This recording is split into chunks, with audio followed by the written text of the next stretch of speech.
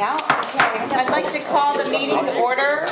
The Menlo Park Fire Protection District regular board meeting. Roll call, please. Director Crawley. Present. Director Jones. Here. Director Bernstein. Present. Director McLaughlin. Here. And Director Solano. Here. Great. You stand for the Pledge of Allegiance, please. I pledge allegiance to the flag of the United States of America and to the republic for which it stands, one nation, under God, indivisible, with liberty and justice for all. Okay. So it is now time for public comment number one. If anyone from the public would like to speak about items that are not on the agenda, I'll open it up. Any public comment? Okay, I will close public comment. Well, I have to recognize Barbara being here. Oh, today. yes, that's true. Barbara, Guest welcome appearance back. from the alumni group. Well, yeah, that's true. So welcome back, Barbara. Okay, and then now we'll go to the Menlo Park Firefighters Association benevolent activities report. I just checked. There's no one speaking. Okay, great. And Harold, the fire chief report for Sure, discussion directors. and direction. Yep, so I just wanted, you have the report in your packet. If you have any questions, please let me know. Director Bernstein did ask some questions, and Michelle has provided that to you. So there's some answers in there, and certainly discuss those more in depth with Director Bernstein, or wherever you want to do that. I did meet today with our new liaison from Facebook. So in addition to the two meetings that we've already had, one in which Director Crawley was present, which was for the railroad that they're looking at supporting. We also met with them on the Willow Village concept. And we were not part of any public meeting on that because we were discussing access, water supply, emergency operations, and so forth. And then today I got to meet with Jim Frawley, who's their new fire service liaison. He's a former fire chief.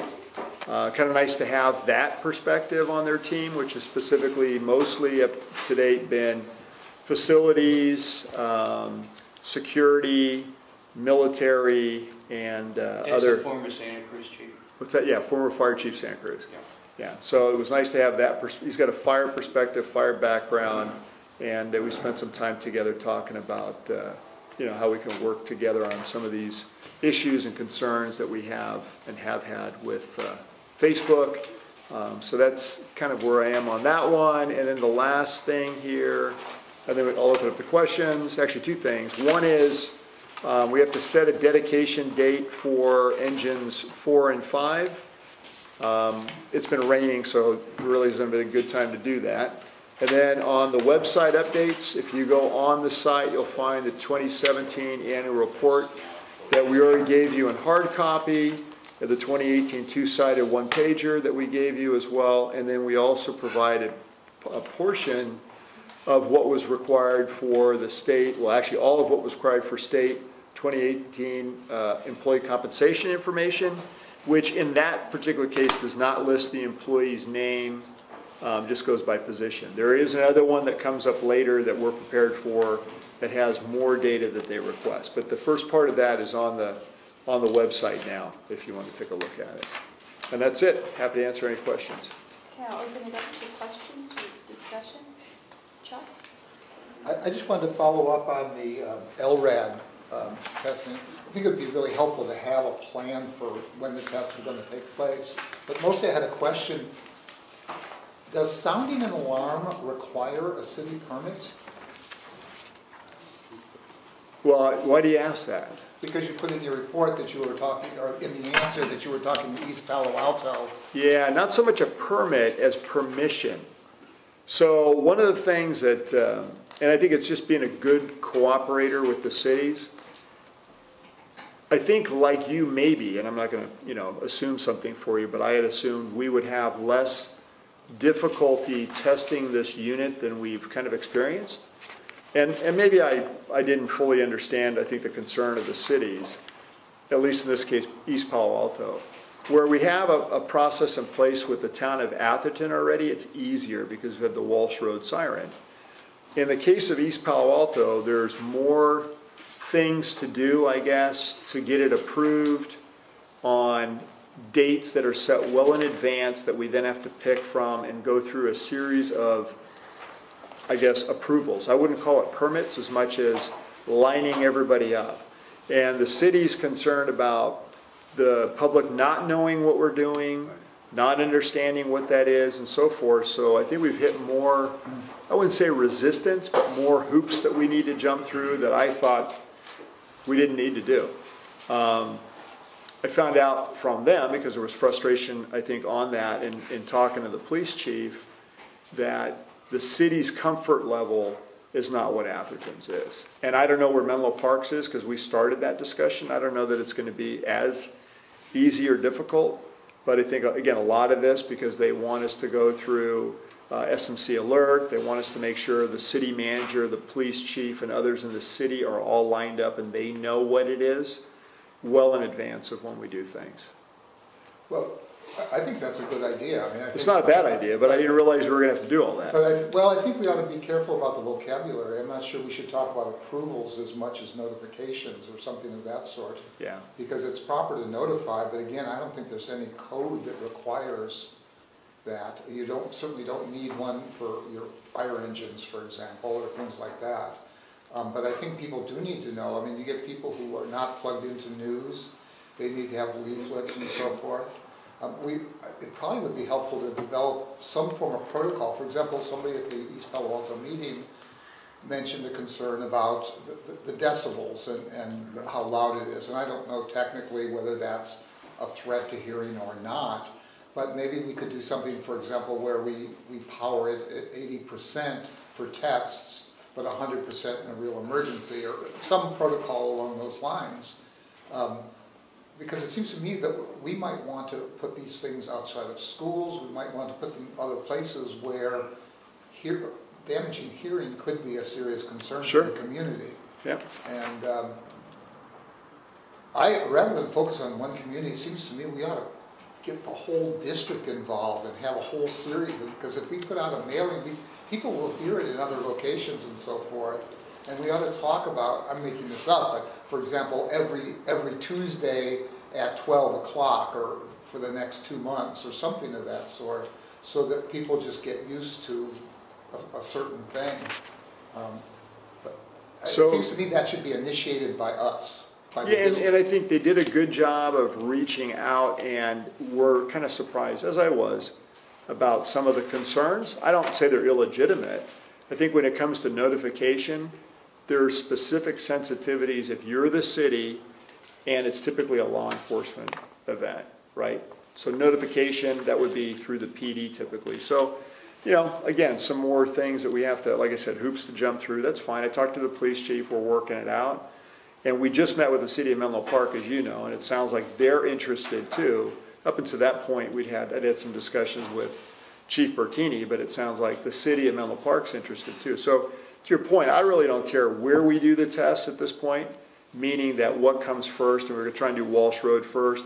And we ran into some problems up there, to be very honest with you. I mean, when you have foliage, it's a problem. So, you know, I think we're going to have to look at other solutions specifically in Atherton, because you got to get above the tree line. It's not going to work as well if you have it down at tree level, because it's going to absorb the sound, no matter what it is. So that's something we're looking at. How do we get it above tree line? Because that's not exactly maybe in the capability with the boom that we have, which means we'll have to do something differently. You know, whether we rent, you know, one of these devices that allows you to get up above like a platform and put it up on that and then do it that way, that's something we've been talking about too. But clearly, vegetation in Atherton is going to be an issue, and so we got to solve for that. And then in East Palo Alto, get the approvals in, make sure everybody's on the same page, and then test it all over, to your point, however long that's going to take, and then continue to move forward with Menlo Park. So that's where we are. Okay, well, I'd recommend that there be somebody write up a protocol. I'm talking about 1 page, 2 pages. And we have that, because that's the same thing for the Walsh Road siren. How long will it run? Will it be the same time every time? And we might want to make, I'm making this up, but once a month thereafter, on Tuesdays at noon, we test it or something, so that we're getting people used to hearing something like this on a regular basis, and they know the difference between a test, because if it was always the first of the month at noon, they would know what that was. Right. But from then on, sort of, we could go live, but it just seems like we ought to have something where people's concerns, the hearing and all that is addressed. So, here's an irony, and it's kind of a factoid. So today, I got a call a week ago that, one of the firefighters who had donated his helmet, he's retired, told me and went and picked up today and has the old warning system, or essentially notification system the district used to use to activate the volunteers. And then I found out until the 1950s they would sound this thing at 12 o'clock at noon in the district, and you could hear it for miles, right? So, when they took it all down, they actually gave it to this guy. He was going to use it for part of his alarm system. It was so loud he never used it because they tried it once. So they went and picked it up. So we've had this before. The district used to have a system like this to alert the community and the volunteers to respond. And then equally, at noontime, everybody could set their watch off of this gets tested daily at noon. So to your point, it's kind of an irony, right, going backwards, that all this stuff was in place at one point, was disassembled, and now, we're trying to essentially do not exactly the same thing, but go back. Well, in the meantime, there's a lot of concerns because it doesn't exist, right? And so when it goes off, to your point, what does it mean? What do people do? Does it freak them out? What is it? So we'll get there. Communities, they would have these things every single day at noon. The factory, people would go on lunch and they would sound. Right, you could set your watch by it. And you could hear it everywhere, right, and so forth. And I'm of that generation that used to hide behind curbs to protect ourselves from nuclear war. Periodically you just duck down behind the curb and that would protect you from the hydrogen bomb. Well, when I started here in the 80s, we used to we had two different systems here, one still at Station 4 for the air raid warning sirens that you're talking about. And that was tested monthly. So, again, what's old is new again, but there needs to be, and I get it, after talking to the police chief, I wasn't sure at first what the concerns were, but I get their concerns. I think it's reasonable, it's fair. I just thought, hey, we'll do this, we'll put out the notification, and, you'll hear it from us, but they want it to be channeled back through the city to have that done. Virginia? Yes. On this topic, with the renewed interest in alert systems because of the large fires and the evacuation issues, do you see any renewed interest on the part of San Mateo County? Are they taking the initiative, especially with the development of the new communication center? So renewed interest, yes. Looking at us as a pilot, yes. Joint funding, not so much. So, when I had a discussion with the sheriff and the county manager, mostly the manager let me know there was no monies, but he was interested in what we were doing and being a partner within the county area. So I think everybody sees us as, we want you to pilot it, we hope it works, we can put it into different areas, but we're not necessarily in the position where we can fund it. That may change, but I think that's us coming up with a plan, to your point, Director, of where do they go, what facilities, and then who's paying for all of it. Can I add on to that? Rob and I met with the county manager and a couple of the supervisors, and this was a project that Dave Pine was very interested in. They had actually authorized it about a year ago and then gave zero money for it, hoping that some grant would arrive to do it. So that's where it stood. Y'all met with them about a year ago? No, we didn't. That's when they initiated it. Oh. We heard about it about 6 months ago. Okay. Oh, wow. I think they're more concerned about coastal, Yeah, the tsunami. coastal, tsunami warnings and stuff, that where they're actually mandated, where they have to have something like that. But it's politics, It's not very much money. That's the thing that's so surprising. I mean, it's relatively inexpensive. So, my info's from the last 3 months in meeting with them. I mean, again, it doesn't mean it's a no. It just means right now they're interested, kind of your point, fast forward, but there's no revenues that have been set aside as far as I know. And again, a lot of times it is a grant request, and I think their focus is, the coast. That's a big deal for them. I have a quick question, Chief. I noticed under the town of Atherton, there was a statement that the new town center construction and potential fee waivers, was that fee waivers for us in terms of the rehabbing of the house next door? No, so what that is the town, we would typically charge any entity fees for construction. And that includes the town of Atherton, unless you, the board, waive. So what I discussed with the town manager is there has to be a request, because we can't, fire prevention can't, I can't just waive the fees to the town of Atherton. So I asked George, is there an assumption that you're gonna get a fee waiver? And the answer was yes. I think that's reasonable, but you have to ask. And the reason I brought it up was because when Menlo Park was building things, not so long ago, some of the projects that we received were from the vendors who had bid the project. Well, they had basically included fees within the package that they submitted to the city. And then what they tried to do was go around and say to the district, well, this is a city project, so we don't want to pay fees. So who would benefit from that was the contractor that bid the project and won the project. So I told George, I want to make sure that, hey, if this is the town requesting, not the contractor, because we knew something was fishy when the contractor came in and said, hey, he's asking for a fee waiver. Are you, the city of Menlo Park, asking, or is the contractor asking? Well, that kind of surprised them. And part of what their concern was at the time was, well, we're not sure we want to give the district a fee waiver, or we don't want you to give us a fee waiver, because does that then mean we would have to give you a fee waiver if you were building things? And a lot of times, but here's the fair point in that, the city of Menlo Park was so understaffed that they had to send the work out to a third-party vendor. So then the third-party vendor would charge the city to do the work, and the city would end up being on the hook anyway for the cost, right? So, you know, it's a slippery slope depending upon how it gets done. So to front-load it, when I talked to the town manager, I said, you know, I think the board would entertain it, but you have to write it up and you got to submit it, and it's got to come from the town, not your general contractor, because we've done that dance. We see how then they present it, and then, you know, we think, well, that's the city asking, or that's the town asking. Well, no, then they're making cost plus or profit plus on it, I guess, in this case. So if we, for example, they make a request, whether the list is one item or 39 items, is that an ongoing process? Well, I think, you know, you as a board would have to make a decision whether it's just a one-time for that project. Yeah, go ahead, John. We actually already waived all fees for that project a year and a half ago in board meeting.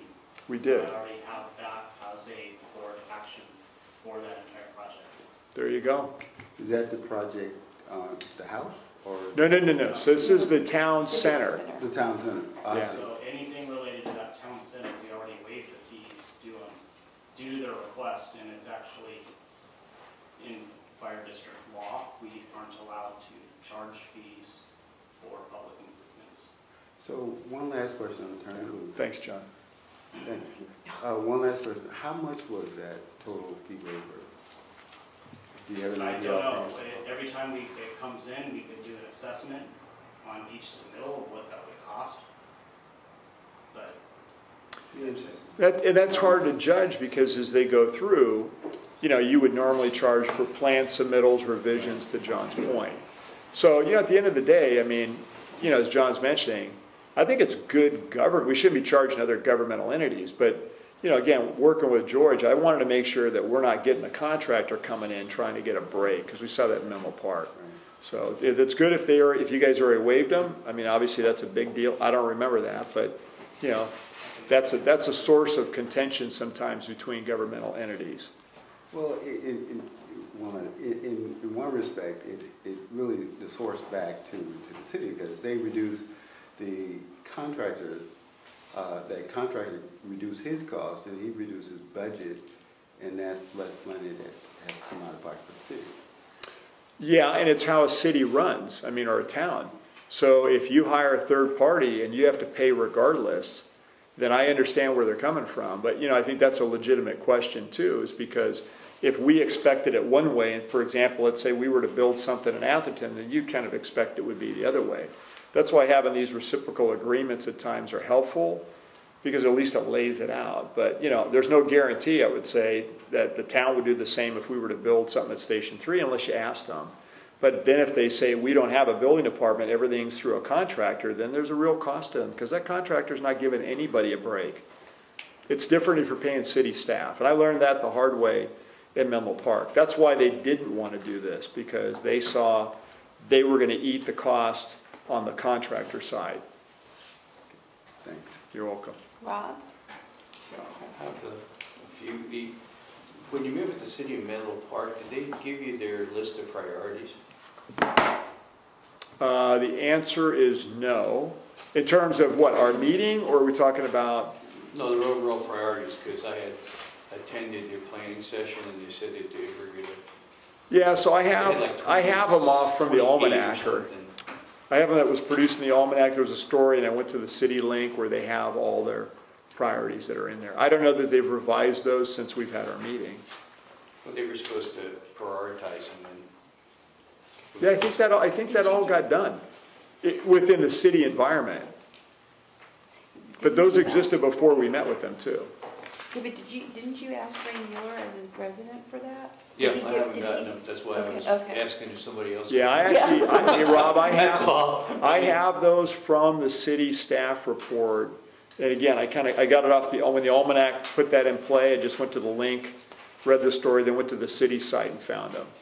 So they're there on their website somewhere. Because I think they had, their first one was the signal from the Station 1 was like one of their top one through 5 priorities. When I had attended that planning session. So that's why I wanted to know if they had revised their priorities or not. Yeah, I'll go back and look at what I have. I don't remember, and again, this is pre-meeting with them. I don't remember anything from the district being on there, and I guess if they've revised them subsequent to our meeting, I haven't seen that. Okay. Or heard about it either, so. In, under San Mateo County, that the JPA agreement's coming up in May. It's coming up.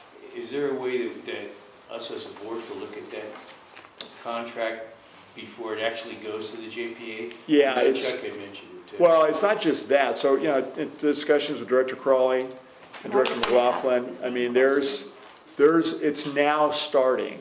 And you should look at it. You guys should talk about it beforehand. I know Chuck had asked that as well, because there's a lot to it. The only, here's what I would say, and I've mentioned this to both Director McLaughlin and certainly to Director Crawley. The county schedule, I'm sorry, the EMS Medical Authority schedule has been in place. The part that I don't know that we would agree with, and this will be the source of what are we going to do next, is interestingly enough, they have a schedule.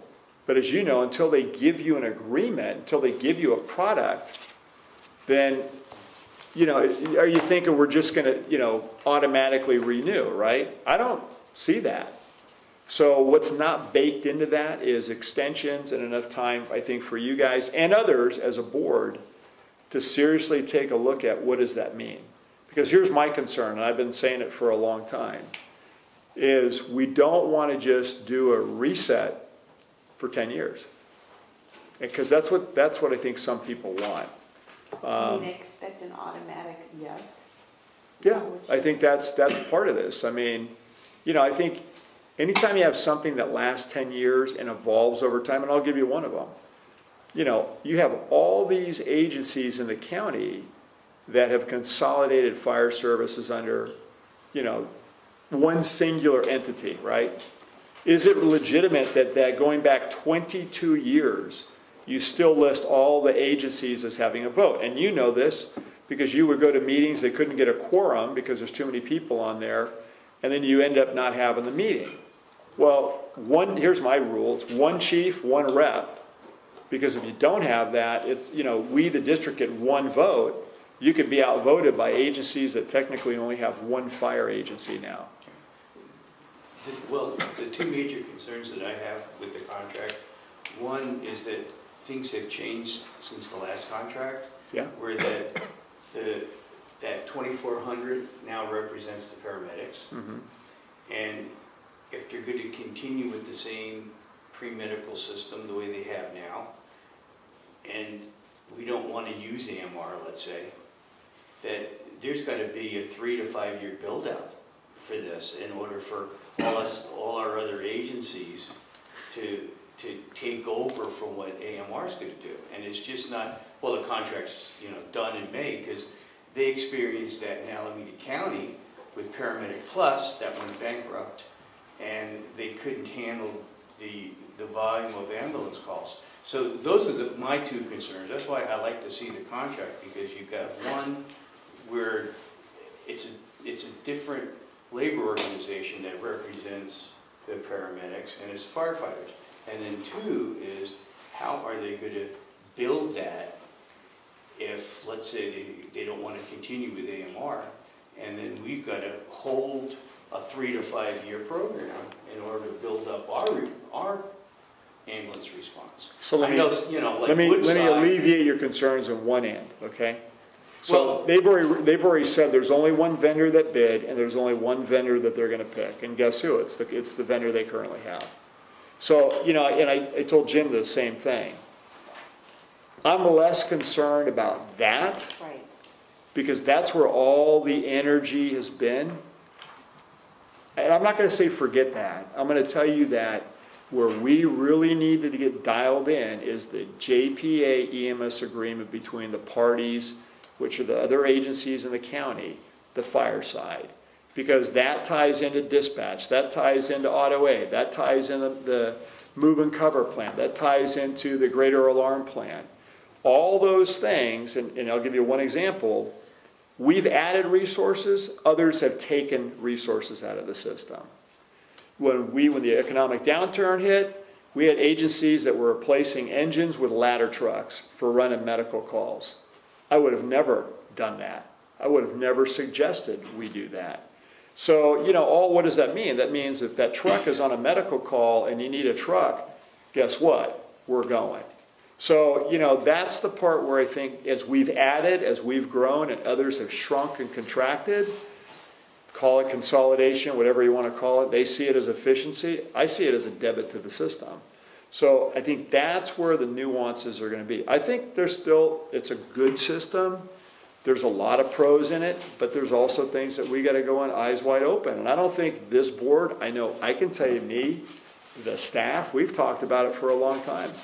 It's not an automatic reset. And anybody that thinks that it is fooling themselves, because you really shouldn't look at their calendar, because how do you know what to do, to your point, and to Jim's point, Virginia's point, who's got some knowledge now of what's going on, when you haven't even seen the agreement.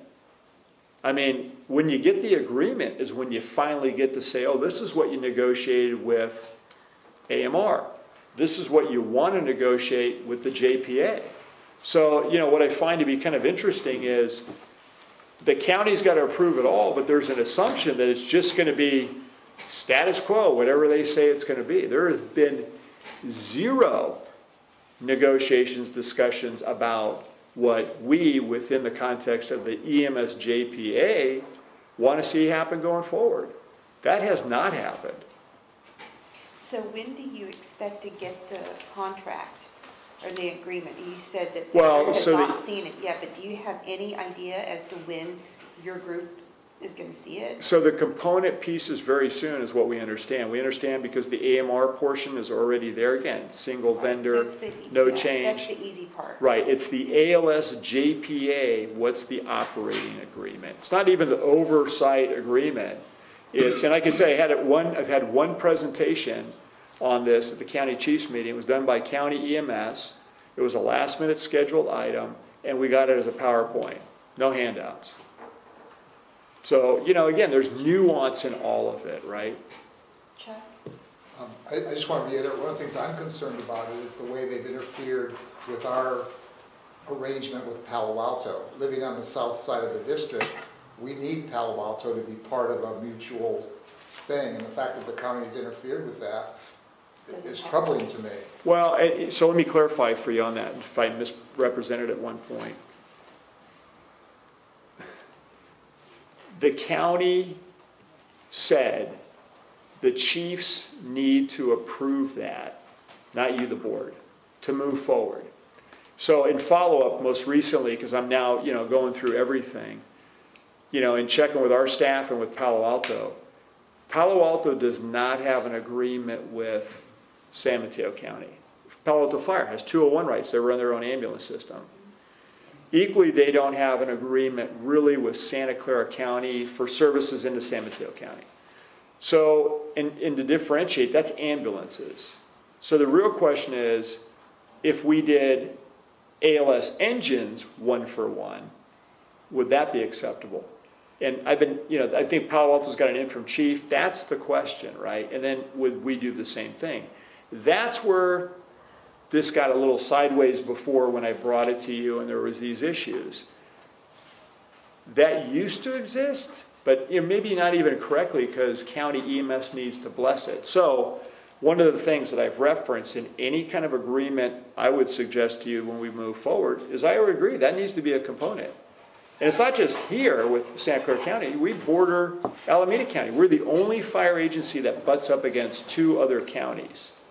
So, at the end of the day, that's a real critical point. And just so you know, Director, it's being made. Because we look different that way. It operates different. We're at the end of the county. So we don't think that we should just be, beholden to the system only here. It's what's in the best interest of the residents from both sides of the creek line or both sides of the county line, even for Alameda County. Thank you. I appreciate the clarification on this. But one of the things I was going to suggest is there's this idea that we have to somehow wait for the county to send us something.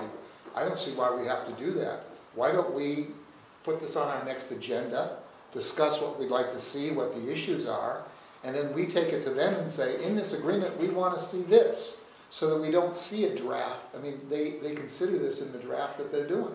Right. So that's something that Harold and I have talked about, putting this on March of the next agenda. And Jim as well, because he's just getting up to speed on this whole thing. Yeah, because it's a serious issue. Yeah, and I don't know that they would even, I don't know if they would have even, entertained it until they're at the point where, like I said, we got the meeting kind of a last minute February, and it was a year since I've seen the EMS director. And there's much more. I could give you all kinds of stuff that we're going to put in there, to your point. But we've been trying to find all this information out. And you don't want to jump the gun at the same time. Right. I don't think it's going to be legitimate, quite honestly, in the timeline they think should happen with what I believe would be a period of time where we give it due diligence, we work out all the issues with the JPA, our partners, because it does look different today. And to not acknowledge that is not in the interest of the fire district. We don't have to agree to it, right? We don't, but then, and this is an interesting one too, and Tim knows because I've recently had some correspondence that I ran by him, which was, this 45-day clause that we would have a timeline that we could only appeal it or we would lose our EMS authority, because that's granted to us. We don't have 201 rights, which means we can just do what we want to do like Palo Alto or South San Francisco. The part that troubled me when it was brought up was, this agreement.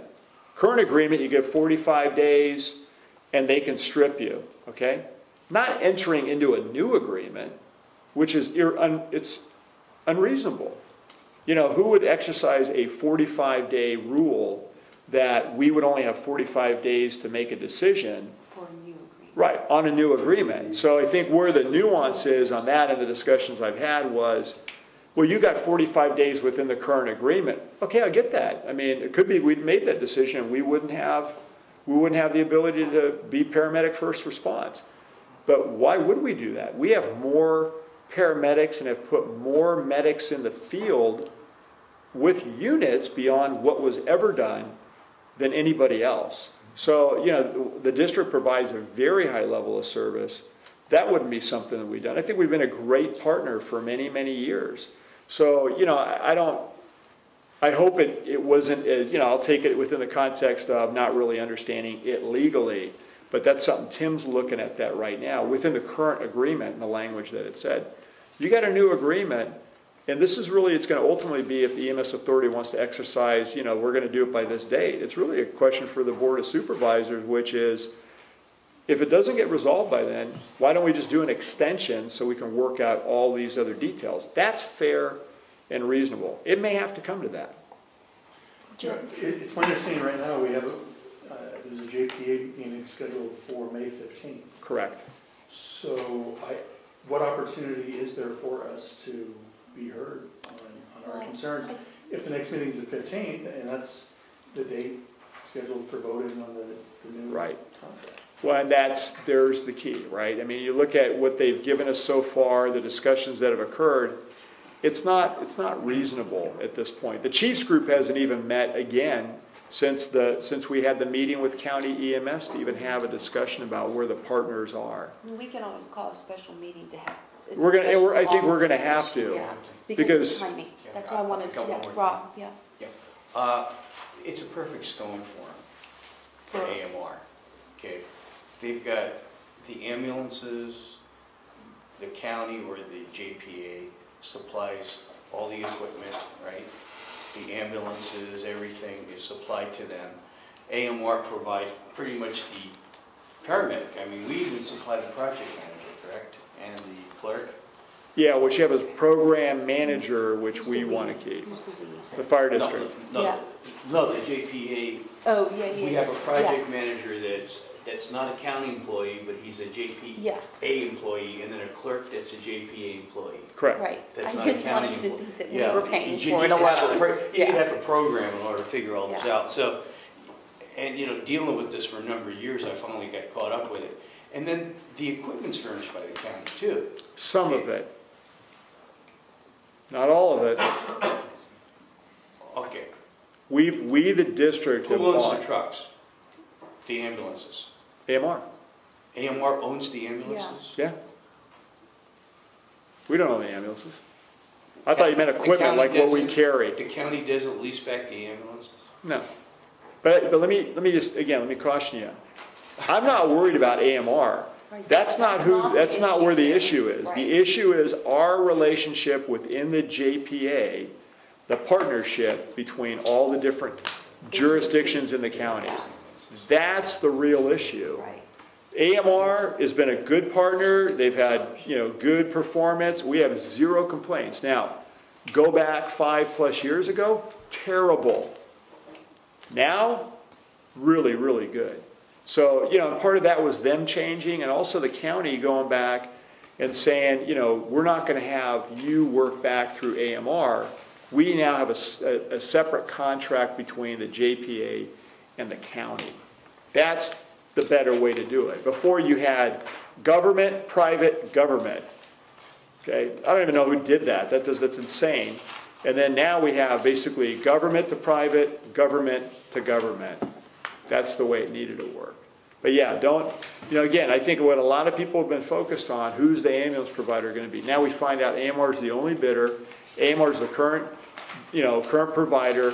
They're doing a fine job, and all the energy that was spent on that really should be next spent on what's our relationship within the JPA. And this rollover after 22 years isn't fair. And another thing, Virginia, may I continue? Yeah, go ahead. Because I'm No, agreeing I'm with sorry. you. No. I'm agreeing with you. I'm listening. Okay, there's a disaster preparedness contract through DHS and through FEMA that AMR has, and they're supposed to supply like 150 or 200 ambulances or something through a FEMA contract.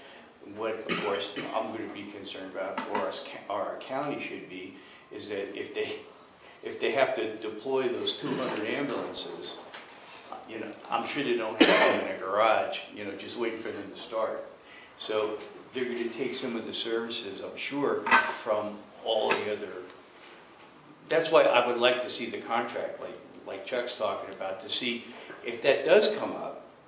Because, with my other hat, I know that's in the, my DHS contact, I know they have that contract. And 200 ambulances are a lot of ambulances if they have to move them cross-country or to different disasters within the continental United States. Yeah, I don't, again, I've seen the agreement, that we've had in the past. I don't think, and the one, part of what they're proposing too, look, at the end of the day, they have minimums, right, that they have to meet. So, you know, AMR's been really good, and they, you know, I haven't found that we have any really problems and exceptions.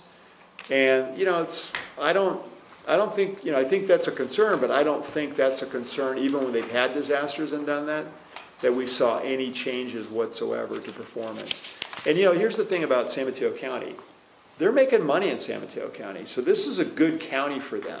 Right. They want to keep everybody happy. You know, when you're making money and you know you're meeting all your response times and so forth, you want to keep that going. So AMR, again, I'm not saying don't worry about AMR, and you know, but I'm not focused on that because I know enough to know that's working.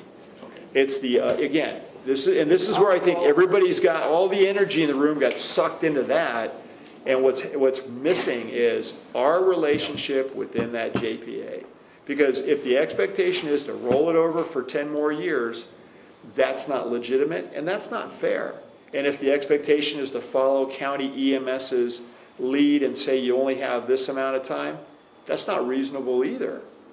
I mean, look where we are and what we know and then what we don't know and then what they've said so far.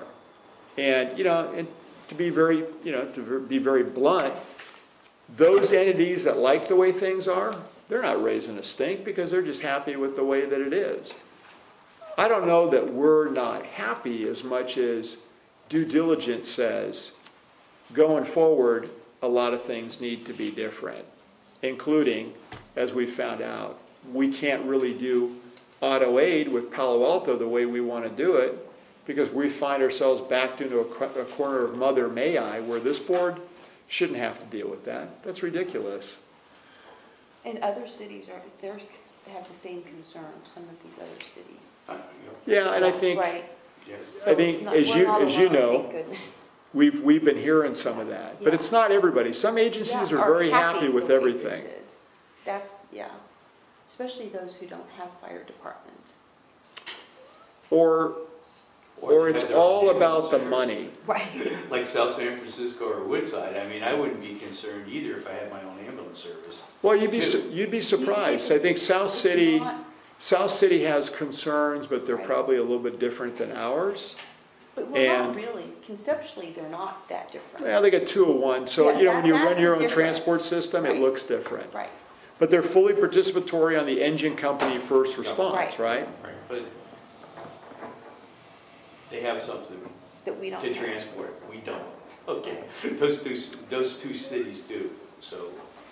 Yeah, but Well, again, from an ALS first a district responder and a city, I'm standpoint, sorry. they're equally participatory on the FRU first response unit side. And here, you know, caveat on that too, is some years ago, Palo Alto wasn't.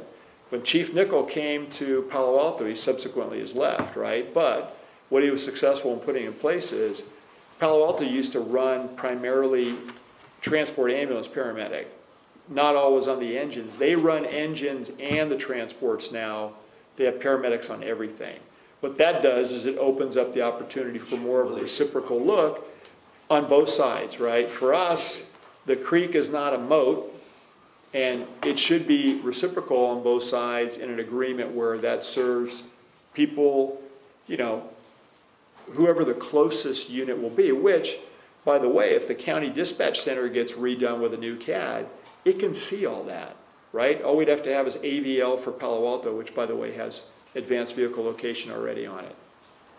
Well, can I? Yeah, yeah. This is my last question. I know that every engine or ladder truck has a paramedic on it, no matter what agency it is, correct? Not necessarily, Not necessarily. no. Some agencies on their trucks are BLS, basic life support. Some vary. If they have a medic on it that day, they can turn it on or off. No. And there's concerns from some agencies about equipping, if it's not a FRU designated, meaning a first response unit within a categorical number that currently exists, just like us, they're not paying for the equipment on it, and technically you're not really getting paid for the medic on it. And that's what I'm saying. See, if you go down, and not that money doesn't matter, to me it's both, but it's also quality of service. So the district struggled for years like many agencies, but you know, we made the jump to say we're putting medics on everything and we're putting all the gear on it. And know that we surpass the equipment currently that AMR or the county pays for. So for example, on the Lucas devices, which cost $10,000 each, the district owns 10 of those. So what's a Lucas device do? It's the compression device that's used when you have to administer CPR. So when the county recently, about over a year ago, did an experiment on high performance CPR, the medical director said, so we get proper data, we don't want you to use those.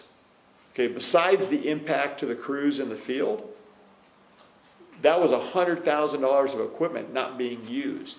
Now, let's go to the crew side, which was even worse. We ended up having to add a second engine because you need more people, because on high performance CPR, you're doing over 100 compressions per minute. You know, that all sounds good when I guess you're the medical director of the EMS folks, until you're in a small bathroom with a large patient on a hot day trying to do CPR, and you're going to wear people out pretty quickly. So the second unit that went in, which nobody thought through, was really trying to make sure that we had enough people on the call. Now, that was the unintended consequences, right? Now we got 2 units going to a CPR call. Yeah, go ahead. No, go ahead, I'm because sorry. this is, like I said, is a big issue. What fire agencies don't run a paramedic on their trucks all the time? Pretty much North County, right, Don? I think is where. I think North County, yes, there's a couple, that, like Chief mentioned, depending on staffing, it may be ALS or BLS, but the trucks are typically, and actually, we actually have a clause within our operational arrangement that if we're at severe staffing shortages and we are short a medic, that we will drop our truck to BLS also. It very rarely happens to us, but we do have that fallback language if we need be. North County is, I think, the predominant one. To your question earlier, I believe the engines are essentially 100%, if not very close to 100% throughout the county. It's the trucks that are kind of the one-offs. Or a rescue sometimes Those too. smaller rescues if they run smaller units, yeah. So then the more concentration for the AMR units through the JPA would be probably situated more in North County because they're not running a paramedic all the time on an engine. You know, they have a deployment system based on running call volume and times and stuff like that. They have a completely different deployment status than most like fire agencies do. I'm not quite sure which system they're using, but Because I was told when I was on the JPA before that every engine runs a paramedic. That's true. that's essentially true. Yeah, I would say that So- statement is true. The So that's trucks- good that at least there's, I thought you said that there wasn't, but. No, There is. on the engines there are, but as an example, in the economic downturn when Redwood City took the engine out of service, the only thing that left in that station was a truck. So they didn't want to lose the money for that, you know, paramedic first response, and now the truck became the first response unit. That what was unique about that, and that was an economics, you know, they're trying to cut money from the budget. What happened with that was now you have a truck going out and there's less of them. So now that's tied up on a medical call because it's running all the medical calls. Not even talking about surge time, you know, that there's one and the engine's out on another call. No, it was 100%. So I mean, that meant the downtime on that engine on calls was a lot less, which in our system under automatic aid, guess who's the next ladder truck? Menlo Fire. So when Redwood 9 was out of service on a medical, the truck 9, we were getting called up. And then add on top of that, San Carlos and Belmont split, and you end up with, there's no ladder truck in San Carlos or Belmont. The closest at the time was Foster City, which has subsequently now been moved to San Mateo. So it was double the distance. So really, who only benefited from that, which is its own interesting story, San Carlos, who contracts out all their emergency They don't have- services, That's what I mean. They don't is have that was a debit. But they have a seat at the table. Yeah. So we started 10 years ago with Do you see what I'm a saying? truck and battalion chief in Belmont, San Carlos, or South County. That doesn't exist today. There's one less right. BC and one less truck. So these agencies under consolidation, and I get it, under efficiency, don't contribute the same amount of resources that they used to contribute to the system, which means That's what. there's more calls for That's what we us. were talking about. And that JPA, does Belmont have a seat on the JPA? Yeah, Yes, yes, they all Secretary do. has a seat? Yes, in Okay. Foster City. Foster City, okay? Yes. And we only have one seat, that's right, okay? as does And they're a Woodside. Consolidated Fire District. That's correct. Well, Okay. and the Well, there same need to with, be the some same, the revisions. same with Central Yeah. County Fire, right? Because they have Hillsborough and Burlingame, they contract out to Millbrae, but Millbrae has a seat. They're like San Carlos in some ways. That's why you never had quorums. That's Jim hasn't right. experienced that yet, Oh, but you haven't, yeah. yeah, But- it's coming. Yeah, those consolidated fire agencies should only have one vote the way we Well, do. that's what Harold Yeah. is saying. One chief, one seat. That's right. It should be that. Yeah, well, Jim, do you have any comments? I've said enough, thank No, you. I didn't mean to cut you off, No, no, Bob, no. I just, because I didn't know Thank you, if Jim Chief, had for- anything to add. Well, it's a good point, and again, through Director Corrali, I mean, and Director McLaughlin, you know, we're just now getting all the information. So, you know, even being ahead of it in some respects, I think we are ahead, that we know, we've been looking at all the agreements, we've given some of those to legal counsel because it's coming. And we are having some dialogue with other agencies too, who equally have concerns about kind of the rush to the finish line, I guess is the best way to put it. Do you have anything? Jim? Rob, you wanted to ask something, go ahead. No, no, I'm good. Okay, Chuck, any other, oh, go ahead. Any So other can I just, questions? so, you know, again, in context, it's been a good arrangement, there've been pros, there's been cons, but overall, don't think that I'm advocating that we not be in auto aid and that we not be in an EMS JPA. But I think we have to go in eyes wide open and say, hey, there's things that we want to see done differently that you have within the control of the board. Because I think the most difficult part sometimes is once you sign up, you're in. And so what did you give up or what did you give away or what can you no longer make decisions on as a board or even as the chief or within operations that would make sense that you really ponder that before you do that. Chuck? Chief, that could be a change also right there. Yeah. Is that there's some procedure to exit it with a certain amount of time. Yeah, and that's a good point. I mean, again, I wouldn't go to the extreme of doing your own thing, but I think, you know, I think what they need to understand is, and I would just maybe switch and maybe I'm hearing you wrong, but again, I think we've been a strong partner.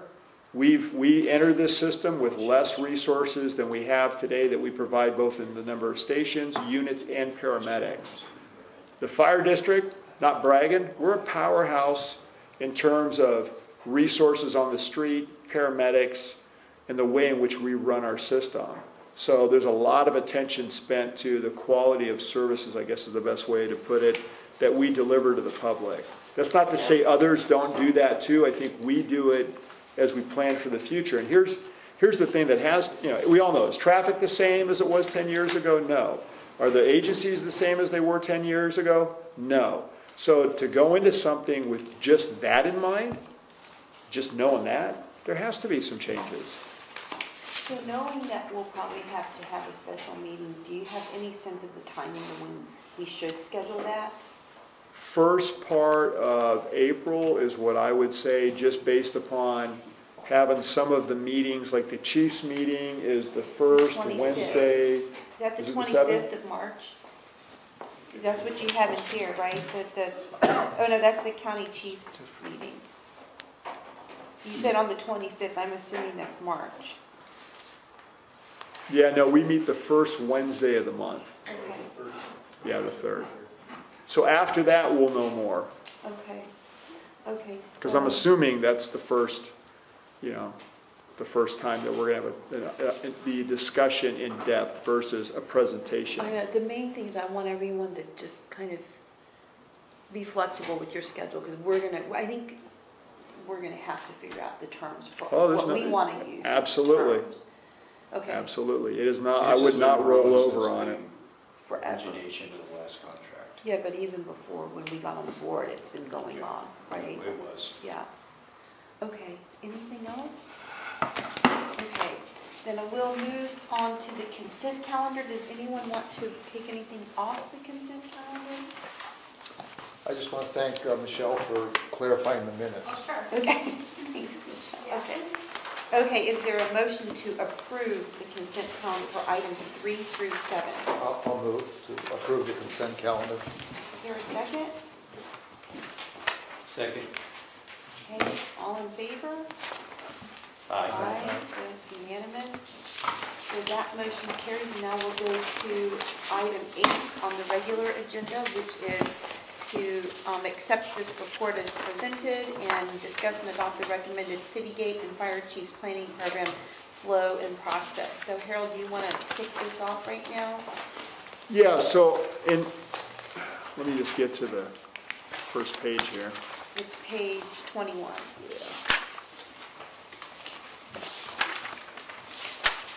So, directors, and I know this came up, if you recall, I mean, Stu was going to provide us with a final page of information, which he did. I worked within that. We haven't had a discussion about, moving forward with the board yet because that is tonight. But essentially, what was recommended is if you look at pages 21 or 1 of 8, basically 21 and 22 is what Stu Geary is recommending as a process.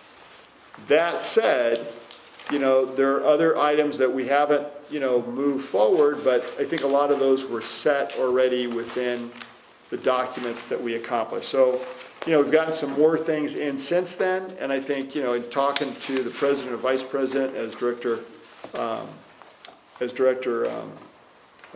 Jones, but, Me? no, yeah, actually it was you and I. Yeah, both the president, well, in discussions with the president and vice president, how's that?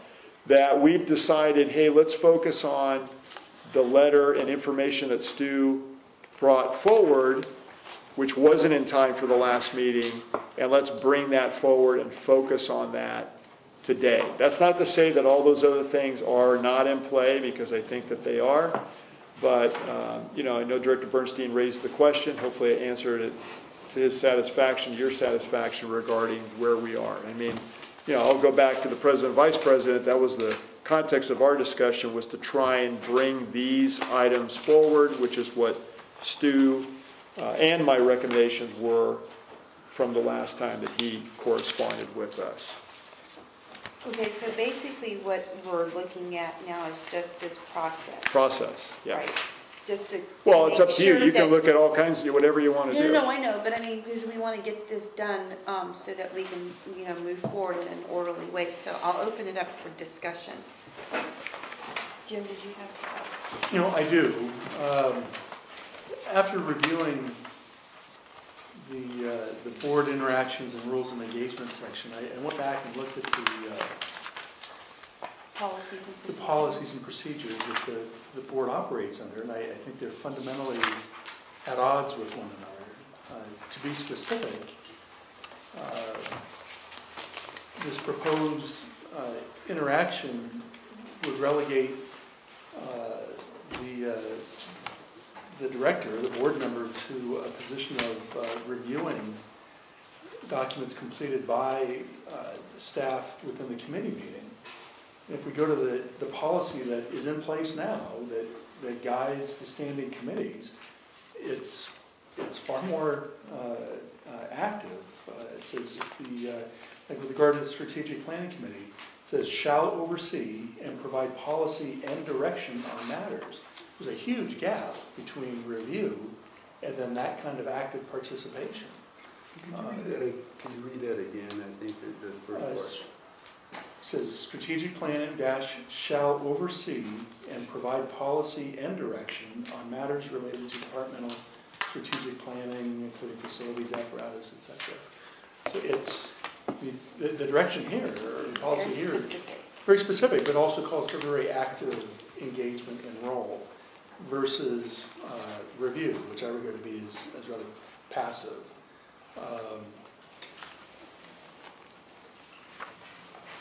I'm not, again, when I review this, the need to, if I want to make a request for information, as I understand it now is written, I would have to go back to the board, present my request to them, and then gain a majority of board support simply to ask for information. I think that's cumbersome. I think it would drive the committee's system to a halt. I think it would render it really pretty ineffective. I think it would make the member, the director assigned to a particular committee to be nothing more than a passive observer. Perhaps I'm misinterpreting this, but that was my take on it. So When your policy 22. Policy? 19. So, I mean, with that said, I don't support a passive role for board members in the committee process. I appreciate the need to have a process in place that guides the interaction between the board, the members, and staff in committee work.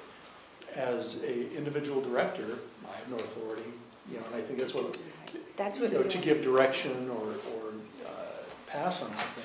I think that's why we only have 2 directors on a committee, to avoid the Brown Act issues there. So I see a need for some kind of structure to guide that interaction, but I don't favor what I read here. Robert, did you want to add, or Rob? I mean, I know you're looking at it. Well, in an advisory position, I think it warrants the review as an advisory commission, as an advisory position, but the committees itself, it's kind of an open-ended statement out of the policy manual, and it involves interpretation, and maybe we need to close that hole. I mean, I'm 1 in 5. I can work with a generalized statement like that in an advisory role, but as to specifics with these particular committees, I think it would be up to the entire board if they want to close the gap the way Jim is talking. I did finish one thought, and it's, the policy as it reads now, shall oversee and provide policy and direction. I don't know that fits, because in a board member participating in a committee doesn't have the authority to give direction or provide direction. To the board is what that's meant. Well, I think it should say that then, Okay. and I don't think it does. Well, I don't think it. That's what you're talking about, I'm Rob. talking about an open-ended sentence, like direction, like in one of these advisory committees, we could ask the chief to do a staff report relative to some topic and then bring it to the entire board Well, out of a committee. As I don't we're doing agree. with I'm emergency not. prep, we've given Jim a task to go to the advisory council involving the nonprofit status. And he's doing that, and he's going to report back to our committee, and then, of course, we'll report back to the main. Well, Jim, kind of, Yeah, from yeah, my go ahead, understanding, Rob. that a little bit that he brought the idea of possibility of a 501c3 staff Right. as just So an he's idea. exploring that. Just as an idea, and so the initiation of that came from him to us, and then back to him saying, "Hey, that's a great idea. Go for it." Right. I think what as I read through what was here and what Stu is asking for, there's a term of matters initiated, and I think that's maybe when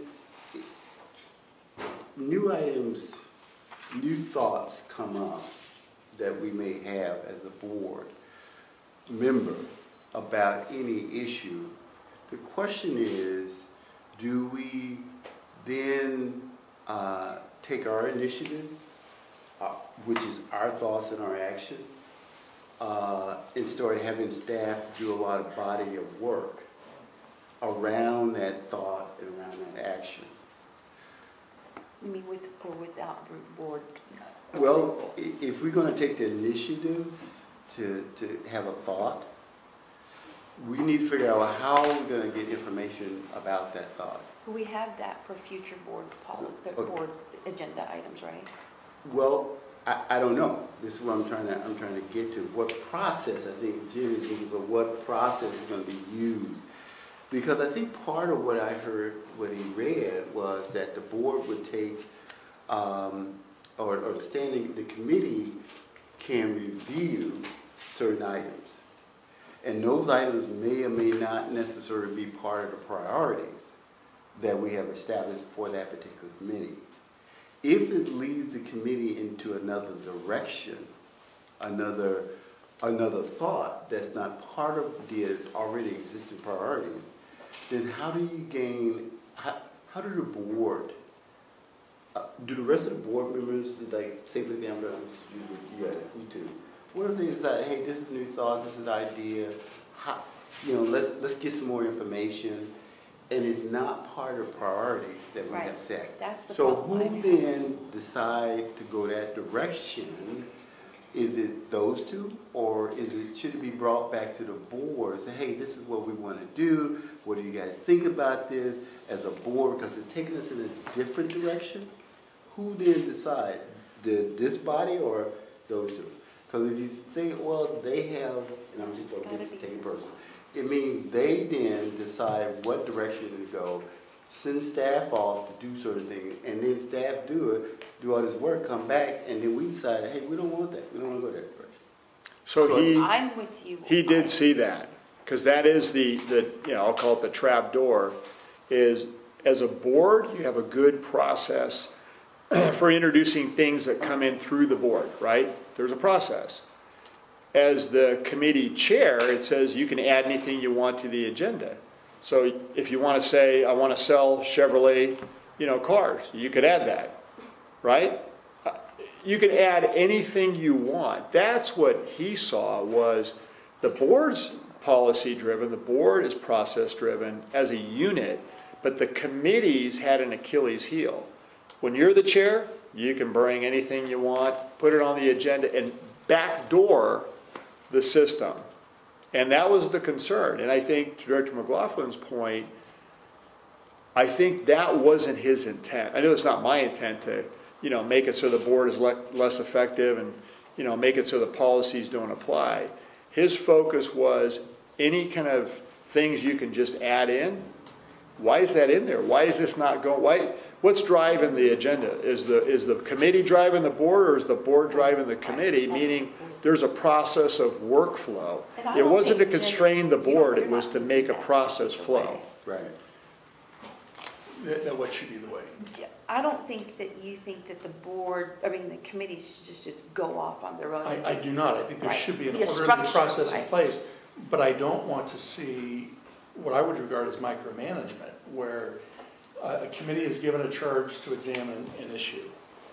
I think they need to be left alone to do their work. The staff or the committee? Both, the committee. I mean, it should be a collaborative process, right, between the board members and staff to work on a particular issue. If it starts to take a turn and morph into something else, then I think it should come back to the board Right. to gain, support or consensus Right. that yes, it's, should go in that direction. So I don't think But Jim is saying. But I don't think you put the Right. committee in handcuffs Right. to say, if you're asking for information, and again, It's not additional research or work, it's like information that's already in existence. Well, again, I Is that think what you're if it's, ideally, if it's a collaborative process and there's, staff is exploring, some, needs to research some issue and whatnot, I don't know that there's a problem. What problem is there? Why should that come back to the board? I think, through Chair, Yeah, go ahead. if I may, I don't think there's anything, from my perspective, there's nothing wrong with, it's so like, my daughter tells me all the time, I need to stay in my lane. When I start veering off the lane, out of that particular lane, I'm moving in an area that haven't been defined yet.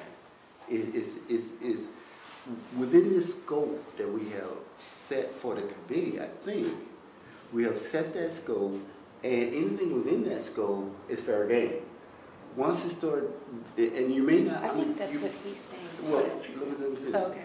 You may not find that out until you go down so far, and then you may find out that, hey, we got the information, there's more to this than meets the eye. And so now we need to try to get a more broader approval. I think, to me, that's a more orderly process, rather than being on a committee and having the thought of, and I think this is what Stu said, having the thought that we can do pretty much whatever that comes up out of our mind to have staff and the committee road to go down. I think that's, if I understand, that's what we need to try to avoid. Because I think you're right, because within that first several line or two, it states that the committee is to review, but it doesn't say existing policies, existing goals. It just says to review. And so that can take on jumping lanes all over the place to get to that review portion. But it may not necessarily be something that the board really wants to do. And it may not be in the priority schedule of things to do, because I can see the chief having this year-long schedule, and then and this may be one of the goals within that, but we may not be able to get to that until come back to it based on certain research and where things are to maybe December. But yet still it becomes on the front burner for that particular committee to try to get an answer to. So what did the chief do? Do you work on that piece? Do staff work on that piece that comes up in our head? Or do you continue to try to work on the priorities that had already been set?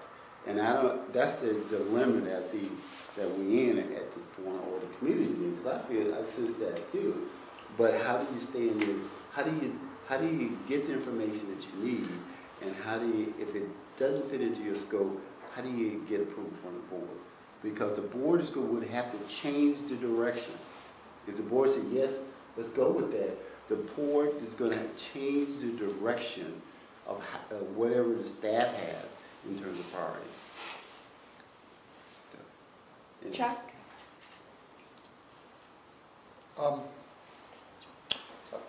I respect Stu's intelligence and I respect his experience, but I think what I read between the lines here, I think displays a political philosophy that's opposite of my own. I believe we as a board serve the people. I think the people, the residents of the district, are the highest authority in the district. We are their representatives, and that we really should direct at a high level what goes on in the district. On page 1, for example, here, point number 2, we've now gotten to the point where it says staff can now finalize goals, priorities, and objectives. Well, that runs counter to the way I believe it should be. I believe the board should finalize goals, priorities, and objectives. Stu's concern that maybe the staff wouldn't have the time or the resources, that's a reasonable concern, and I think it's something that the staff needs to respond to. But I think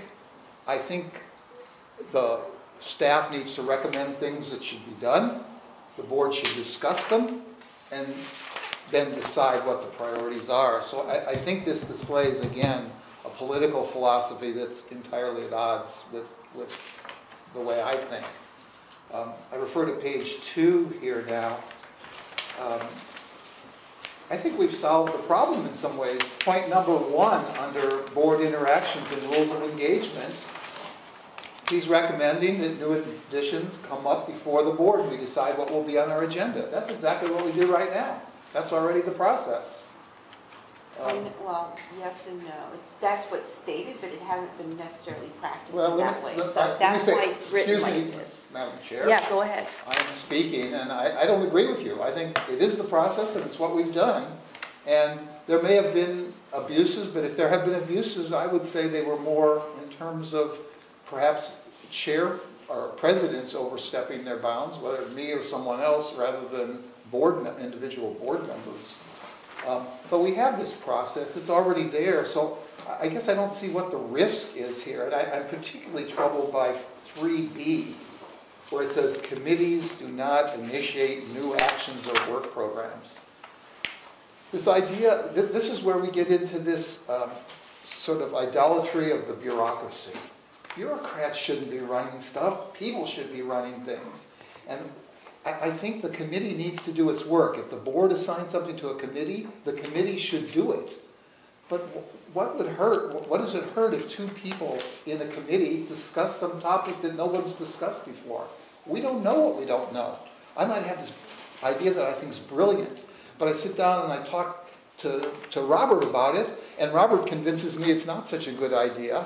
So I've wasted one other person's time rather than the whole board's time doing it. It seems to me we don't risk a whole lot in the committee, and we still have the president who can simply say if there's a chairperson of a committee who's abusing something, to remove that chairperson and appoint someone else, or remove somebody from a committee. I think we're kind of creating a solution in search of a problem that doesn't really exist.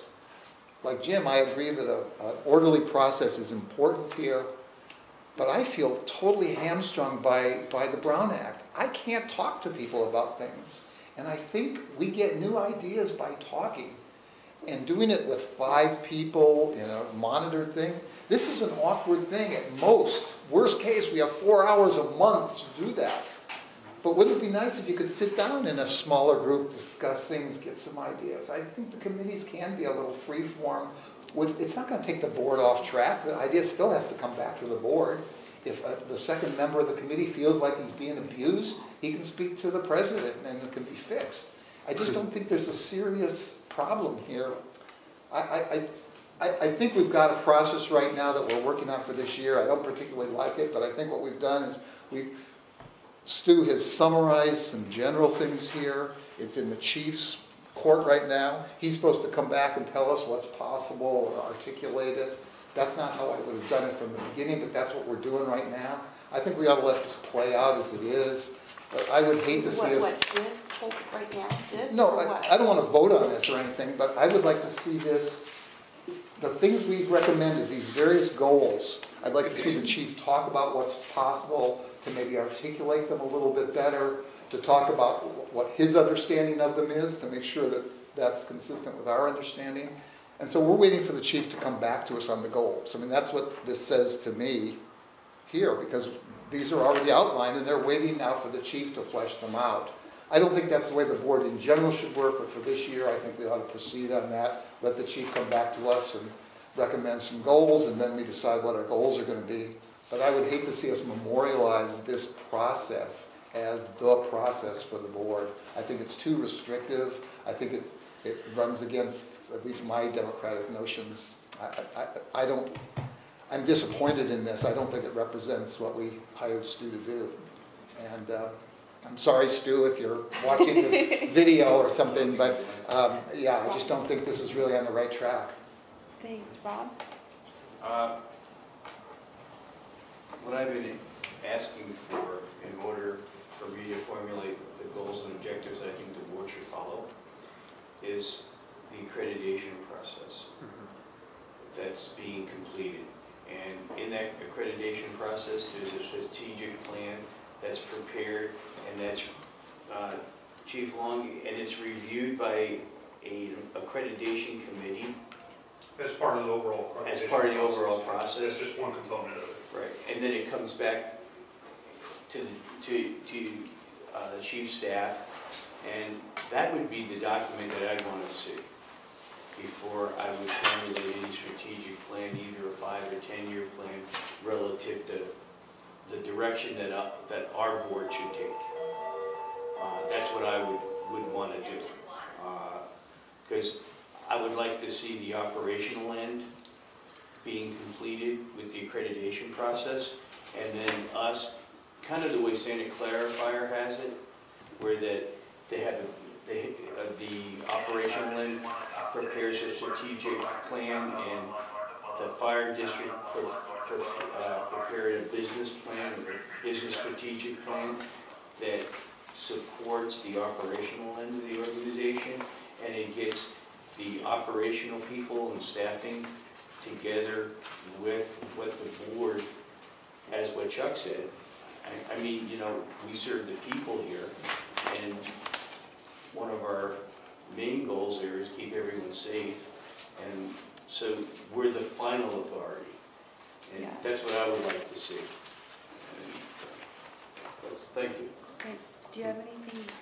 You know, I would just suggest that perhaps, again, that within our policy manual, page 19, the standing committees, I don't think how it currently reads is reflective of the way we're even doing business. As I said before, you know, an individual or even the pair of directors can't give direction on these matters. It doesn't describe the process where, you know, they may formulate recommendations that then go to the board, and then the board gives direction, and the board is providing oversight and is developing policy. But I don't think this is worded properly. I think it should be re-examined, and I think within the context of a defined process. But I agree, you know, much of what Chuck said, that is there a problem here that we're fixing? I think you know, the use of staff resources becomes a major issue. I'm very sensitive to that. It's a scarce, valuable resource that needs to be carefully managed and used wisely, and it can be overtaxed. So I think that needs to be reserved for those board authorized projects. But I do think within the committees, they should be a forum for an exchange of ideas between the directors and the staff and whatnot. And it doesn't necessarily have to generate any staff work, but I think they're a valuable forum. I just think we have to be careful about putting so many rules in place that the committees just cease to be effective. Chuck? Robert, sorry. I think Jim is right in terms of, you know, putting too much restrictions on things on the board and the committees because creative thought can't take place within those committees. However, I do think that there should be some sense of order, some sense of structure to how the committee operates with their creativity within that structure.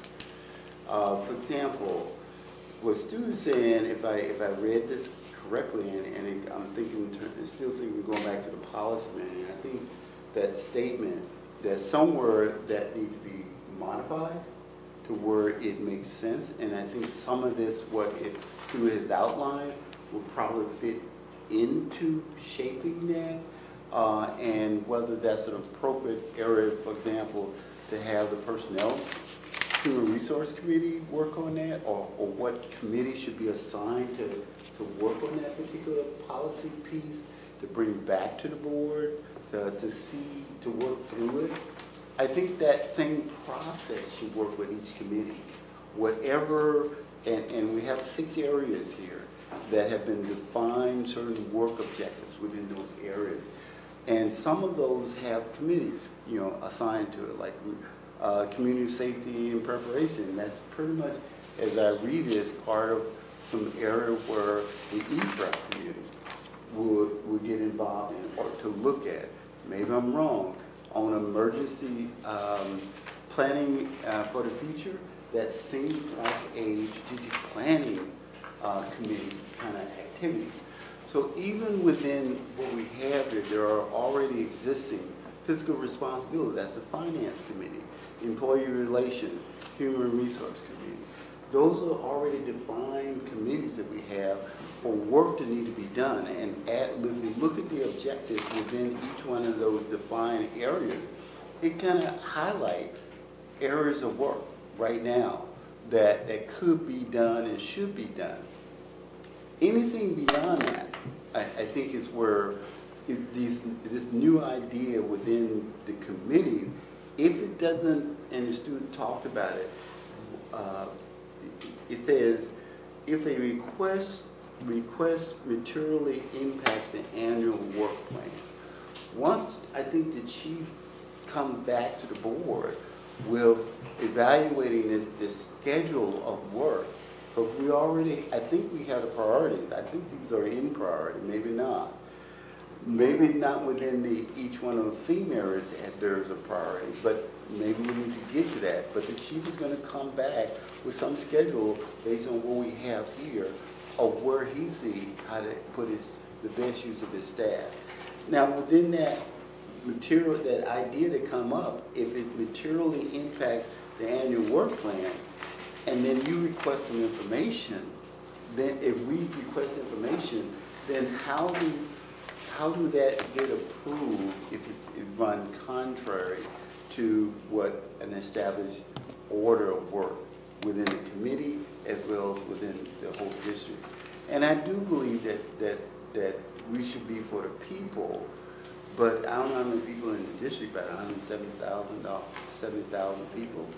Now, everybody can have their own separate idea on one issue. How do we resolve that? The elected officials, which are ourselves, hopefully can synthesize that concern and then look into our workflow and what we do to see if we can help understand that and see and bring some solution to it. But I do think this is the board interaction, rules and engagement is a process, and that's all it is. But Jim is right, somewhere in that policy statement, it doesn't really reflect all of this. And we have to, I think that's where the board has to kind of look to see what really makes sense and what doesn't make sense. But we have to look at it, not dismiss it.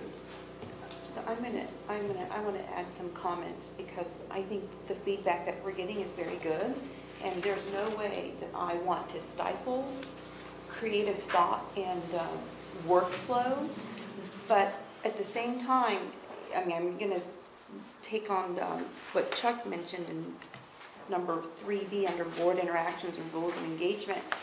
I agree, Chuck, that we're for the people, and that's why we have the Brown Act, so that we don't have these side deals and these closed door, behind the scenes things that happen. I mean, God, we're dealing with that with Collegegate right now in this country. And so what I don't want is for us to have items that are going to be discussed that are not on a public agenda. And it's like, oh, well, all of a sudden the board's going to get this new idea that hadn't even been discussed.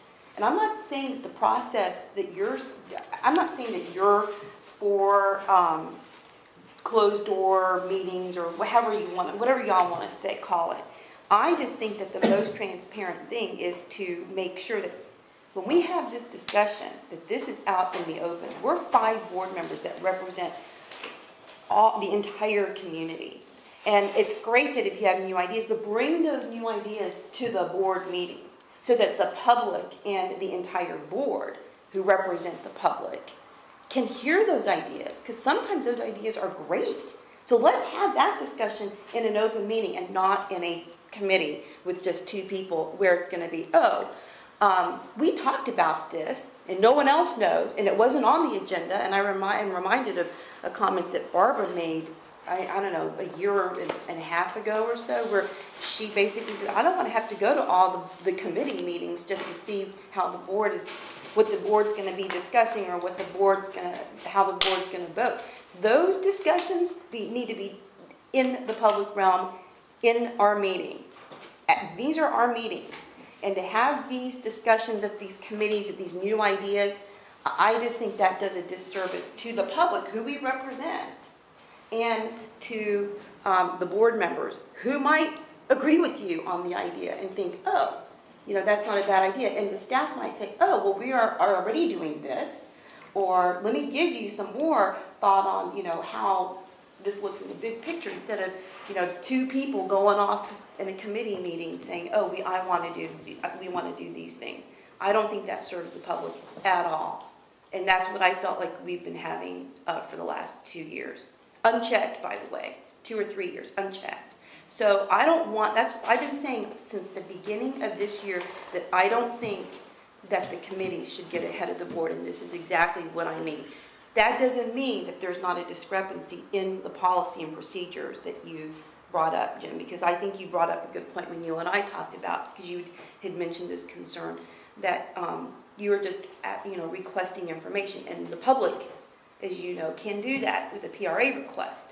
So I think if there's existing information that the staff has, where it's not going to require additional research or whatever, then go ahead and get that. But when it comes to new issues, new research, time and effort without the board's consensus, I think that has to come. I mean, I think you're saying that too, in some ways, to have a structure.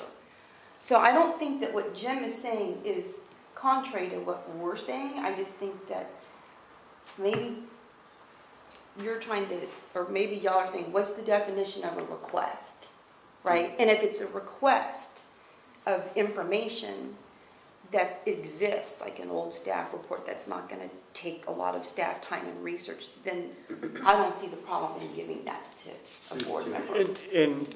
And I don't, yeah, you want me to respond? Or you want to? Yeah, go ahead. So, yeah, I don't think that was ever, it's not my intent, and I don't think it was Stu's intent with what, Director McLaughlin has brought up. I think that's, in fact, it's quite the opposite. If there's a legitimate item that was delegated to the committee, then that should be to get the full resources of the staff. That's not what the point was. The point was there was stuff coming up through the committee that was being brought up that the board never had seen before, that then things were moving that way. That's the point. So if it got lost and I'll look at the policy section, that was never the intent. If the board delegates to a committee an item, then staff should be fully behind supporting that. So I'll look to see in the policy how that nuance in language is in there too. And I just want to clarify too, because I know Dr. Bernstein brought up number 2 on page 21, but the second part of the goals, priorities, and objectives, and a work plan that can be discussed and adopted by the fire board. Because I want to make it clear, I'm not just coming up with this stuff. In fact, I have to tell you, you haven't seen anything that I've put out because I've waited in this whole process to get everything from the fire board. So, you haven't even seen what I'm thinking because right now I'm just trying to make sure, I'm trying to make sure we get everything from the fire board. And then I'm not, if you don't like something that I put down or that in an order or whatever, in the end it's what you want, not what I want. But trying to gather that up and be the funnel is truly a staff job. And the other part of it is you get to see it again, and ultimately it's your decision, right? Not mine, that's yours. I'm not taking that from you, so I want to make that clear. The other part in there too with discussion, and I think, Director Crawley just made a very good point. I can tell you about meetings I've been at or other staff have been at where they come to me and say, we're uncomfortable with what went on in that meeting because we went so far off the agenda that there was these open, free-flowing discussions that, you're right, it's, the public doesn't know about that. Nobody knew that the meeting was going to be about, X, Y, and Z. And to Barbara's point, I don't remember it, but I know she said it before to me, which is if it's not agendized, how do I know about it? And if it sits in a set of minutes that you'd have to know exactly where to stop the tape or what to go look at, that's not that either. Not open government. And that's not to constrain the board, that's to say we have to have process. Right. Because many times when we're off agenda, off topic, the public doesn't know about it. So I don't know how the public is better served by that because actually that's opposite of what the public should. If we want to put stuff on the agenda, again, it should go through the board. It should be on a public meeting, agenda. And then if somebody from the public wants to attend, they can because they know about it. That's where people get uncomfortable in that. And that's not to say that the Brown Act is the end-all, end-all. I think to your point, the Brown Act is kind of the rails in this system to make sure that doesn't happen. But it's not to constrain the board from having discussion. It's to say there is a process. And the last one on page 22, the committees. Let me just clarify. Committees do not initiate new actions or work program requests, nor do they start new research projects. Okay, what he's saying is the committee. He's not saying the committee can't say to the chief or to the board, here's what else we want to do, and introduce that at the board. Right. So it's in the process. The committee itself can't do it. The committee could recommend, or the individual board member can come into the process and say, we want to see whatever, X, Y, and Z. So what he's trying to avoid is that within the committee, again, somebody introduces something, because that's right now the way it reads, is you're the chair, you can put anything you want on the agenda, and basically you're bypassing the system. That's right. So yeah, I want to frame it with the rails that he put in here. Not saying, because I think Jim's point was well taken. I certainly was concerned about that, as was, Director Bernstein's. We're not trying to limit the board, trying to make sure that process is followed and everybody knows about it. Tim wants to say something. Robert. I'm sorry, can I make one statement just to be clear? So committee meetings are subject to the Brown Act. They're open to the public and the agendas are provided beforehand. So I just want to be clear that there isn't a misinterpretation of some of the discussion, that they are subject to the Brown Act. They have agendas, they're open to the public. I just want to just say that. Okay. Okay, thanks. And go on. Thanks, Robert. One last thing, hopefully, that I can be quiet. I think the key, one of the key statements when you start off on 3, it says the use of standing committees should be for in-depth review of complex staff work projects underway. Underway at the key milestone points. On page 20. Within any work that I think is initiated, there are key milestones, and I assume that's what the chief is going to put together. Here's the flow of this work, and here are along the way, whether it's monthly or given a triangle. Hey, here's a key milestone, and at some point that information will be coming back to the committee. And hopefully a report is, hey, here we are in this particular milestone of completing this task. And when it gets to a certain point, the committee has to decide, is it ready for board? Is there something in there that the board needs to take action on? Or if there's new ideas that may come up that may not be clear or at the onset, but it may come up through the interaction of the committee's members that, hey, this is a new idea. This is a new direction within the same scope of work that the board really needs to get approval on. And those kind of ideas and thoughts come back to the board. I think come back to the board, so the whole board can say, yeah, that's a new direction. Maybe we should go there. Or maybe the board said, well, maybe that's not this year, maybe it's next year. With the aid of the chief to kind of tell them, hey, where are we with this particular idea? So that's how I read number 3, because all these then are just workable milestone for the committee to look at and try to make decisions. So Tim, I just want to thank you for clarifying. I don't mean to insinuate that this fire district does not comply with the Brown Act. We do. We have our board agendas and our committee agendas that go out, as per the Brown Act. So I just want you to know that I understand that. But what I'm saying is that when you add on new things that are not on the agenda, it becomes problematic. Any other? Yeah. Chuck? Oh yeah, go ahead. Yeah, I want to come back to this thing of let's bring it to the whole board, because this sounds good, but we can't bring something before the whole board unless 3 people vote to do it. Now, if I've got a good idea and I want 3 people to vote for it, I got to go talk to 2 other board members, and the law says I can't do that. I don't understand. What do you mean? Well, if I want to convince somebody that there's something that's a good idea, I could talk to 1 person. But if I can't convince a second person, But you can't No, do that. You no, can do that in a within the board meeting. committee. Yeah, but the board meeting doesn't have the time. Sometimes these things are complex, they could take an hour. We typically give about 5 minutes for somebody to present their idea before we vote on it. It's not that easy to bring up a topic. To the chair. But I want to finish my Let Chuck thing. finish.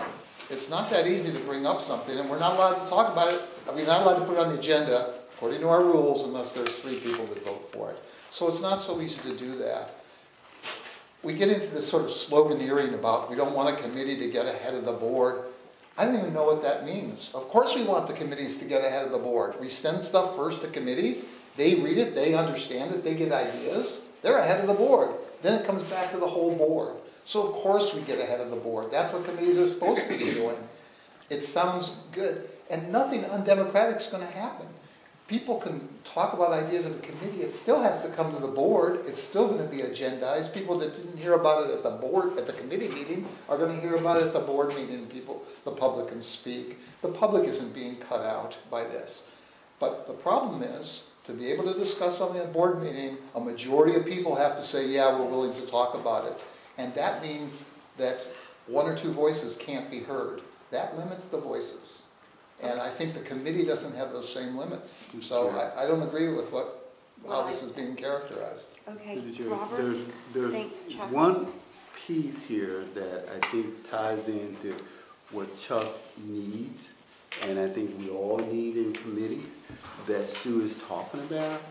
And that goes in item number 1 under board interaction and rules of engagement. As I understand this, it says, new addition to the work plan or request for information from staff that is not part of the agenda. We need to keep that part, not part of the agenda.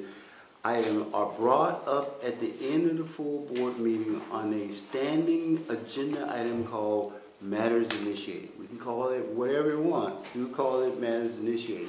So it becomes one item on our agenda item. I don't know where it would come, regular agenda items or reports or under information item, I don't know. But that needs to be on there so that if the committee has an idea that takes 3 board members to move forward, that's where it gets put on. That may be 20,000 items under that particular agenda, but that's where it comes. So the board members can then interact with it to see if they need to move forward with it. It's not saying not to have the idea, not to talk about it, but as a committee, there's only 2. So you decide what you want to bring towards the board. And if there's a new idea, that's the point. To me, an appropriate place to have it on the agenda, so now we talk about it. We may not get to it all the items, but we might. It may not be that many. But I think that would be the appropriate place to have it so we all can discuss it, whatever that new idea is. Because it requires staff effort and more work. They got to, decide, is this important enough to stop what we're doing? It may be. And if it is for the board, then staff is given direction by the board through the chair to provide that information.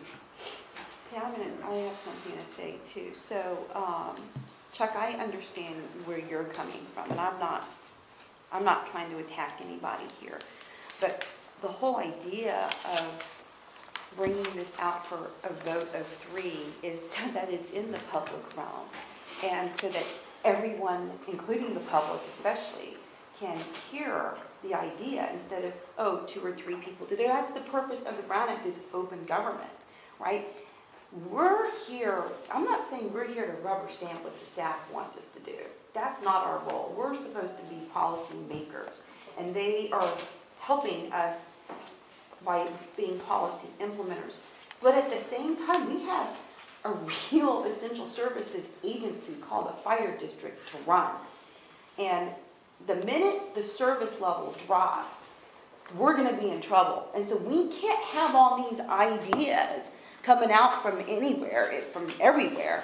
That's why we're trying to prioritize what we want to focus on. That's why this is hopefully going to be the last time we have this discussion subject to the tweak, or however you want to characterize it, to the policies and procedures for a request, right? I mean, I get that. But if you think about what we're supposed to do besides making policies, we have to make sure that this fire agency runs and does its job. That's at the end what we have to do. We have to make sure we have the money. In my opinion, for any elected board, the number one priority is to make sure that we're dealing with financial responsibility and sustainability, so that the service that we're providing to the 100,000 residents and employees get the service, and we're prepared to do that. So that's why I am mindful of the staff time, because if we start putting all this stuff on the staff because we like an idea or we have our own little thing that we want to do, where does that, and the staff has to do not just their normal job running a fire district, but also doing what the board wants. We have to be mindful of their time too. So that's not to say that y'all shouldn't work with us, but I mean, we have to be mindful of the fact that if you want something, this is a democracy in many ways, you got to get 3 votes. And I'm not saying that you can't. I mean, I was thinking, how many times have we not moved an item forward from a future agenda item? It's almost been, I would say 90% of the time, it's been moved forward to have the board discuss this at a future meeting. So there's a process, as Robert said, which is number 1, is to put this, and it's in our policies and procedures, to put this as a future agenda item. That's not, that doesn't cut anyone off, but what it does is, in my opinion, keeps our processes open so that the public knows what we're talking about, what's on the agenda. I mean, I'm sorry, I mean, I know that you think that the Brown Act is a constraint, but I think the Brown Act actually allows us to be as open as we can possibly be. So I don't view it as a constraint at all. Yeah, I mean, maybe it's a constraint, but it's a constraint for the benefit of the public. Yeah, oh, Jim, sorry. I just want to make a comment. I don't, staff resources are scarce and valuable and have to be used wisely, but it can't be an either or that, that we're making a choice between planning and operations. We need both. Yeah. Right, I mean, we don't want, I appreciate staff needs to be focused on running a department and providing the valuable services we do, but just as important is the need to plan for the future and with all of the demands, the escalating demands on the district. I think that's one of the things that needs to be examined. Do we have adequate staff resources? Is there a need to beef it up? And that's one of the things that I'm anxious to hear from the chief on as we go forward in this process. That is there a need to contract for additional resources? Is there a need to bring in additional staff that are dedicated to this process? I don't think we can't make a choice. I don't think we have to, and I don't think we should make a choice between. I'm not saying that. Between planning and operations. I'm not saying that. What I'm saying though is that when we plan, that should come to the full board. That's what I'm saying. I agree with the planning, but the planning can't be among 2 people in a committee. That's all I'm saying. Yeah, and I don't think we have any disagreement there. Right, and I get where you're talking about with the staff time. I totally get that. We need more staff, and this board has never been afraid of, bringing people on if we need to contract with someone or whatever, right? But what I'm saying is, if you're planning for the future, that needs to be in a public meeting, not with these new ideas coming out in a committee of 2. And how it's going out, I think that's the key. Where do it come out? And it comes out on the agenda under these matters initiated where it comes. I think where it comes out, the initiation of that, and then the board give direction at that point where to go with it. Because you don't want to put a muzzle over the ox, but you want to be able to kind of at least have some process or protocol for bringing out all these new ideas. Because I think that's where the district has grown to where it is right now with good staff and good board in place. And to further that, because we all got ideas. sometimes they're harebrained, but, you know, we got ideas and we got to talk about it somewhere, and it can start at the committee level. But in order to go beyond that, it needs to get board approval. So. Any other, Chuck? Yeah, I just wanted to say something that's sort of speaking to the chief, but in general, about the committee work. I think sometimes the staff has looked at the committees as being decision-making bodies. And I think that's a mistake, and I just sort of would encourage you to remind the staff that decisions aren't made in the committee level. I know for myself, in a committee meeting, I'll be shown a draft of something, and I'll be asked for a reaction. And I'm telling you that my view is, that's simply my reaction. Doesn't mean the staff should change it. If the comments are helpful, take them. If they're not helpful, don't take them. And if it's possible there's a debate, I think it would be great to come back to the whole board and say, there's really two opinions that are going on with this part of it, this thing here. Some of the committee members felt X, some of the committee members felt Y, or the staff felt Y. Those are the two things, and then we can have a good discussion about those things. In other words, I think we should nurture disagreement, because I think it leads to a better outcome in the long run. That hasn't been the way it's normally handled. I'm not being critical here. I'm just encouraging you, don't listen to me in a committee. You know, I'll have strong opinions, but it's just an opinion. And I think I don't expect a staff person to take my advice. I mean, I teach writing classes to kids. I say, oh, this doesn't read right. But you know what? They take it back, and if they want to rewrite it, they will. And if they don't want to rewrite it because they like it, they don't. And I applaud that. That's the way it should be. I mean, and so I don't think the staff has to take those suggestions at the committee level. The board is an entirely different matter, but the committee level really is just advisory at that. And I think sometimes people don't think of it that way, or the staff doesn't think of it that way. They kind of take direction and they make the changes. Even reluctantly, they'll make changes just to get along with the committee members, and I just don't think they should. I think it's a fair point, because sometimes, you know, I know people feel that it is direction that's given, and, you know, I'm not in all the meetings either, and so, you know, I think the board maybe underestimates the power that it has, or the power or aura that staff members feel, because I don't disagree. I mean, disagreement's fine, but discourse is a problem, right? Because that's the other part of where it can go. And, you know, again, we work for the board, really, at the end of the day. I mean, there's no... For the public, too. Well, but the board is the public arm, right? So, I mean, you know, I think that's a powerful thing that sometimes, you know, again, based upon direction that's given or implied, or things that come in the system that we know, again, are coming in a back door, or, you know, are being discussed that need to be agendized or whatever, or should properly be done that way, that's when, you know, I think better process and policy would be helpful, as well as just discipline.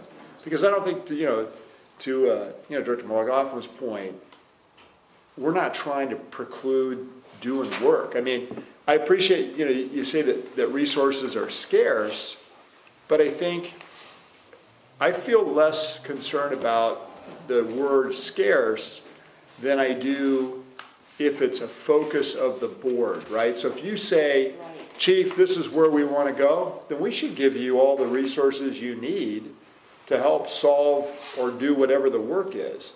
If we feel that things are scarce, we may come back and say, hey, directors, we need to hire somebody because this is now going to take us 1,000 hours to do.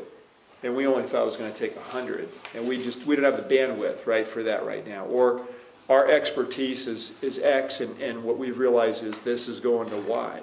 So I don't want you to feel like we're not going to put the resources towards something.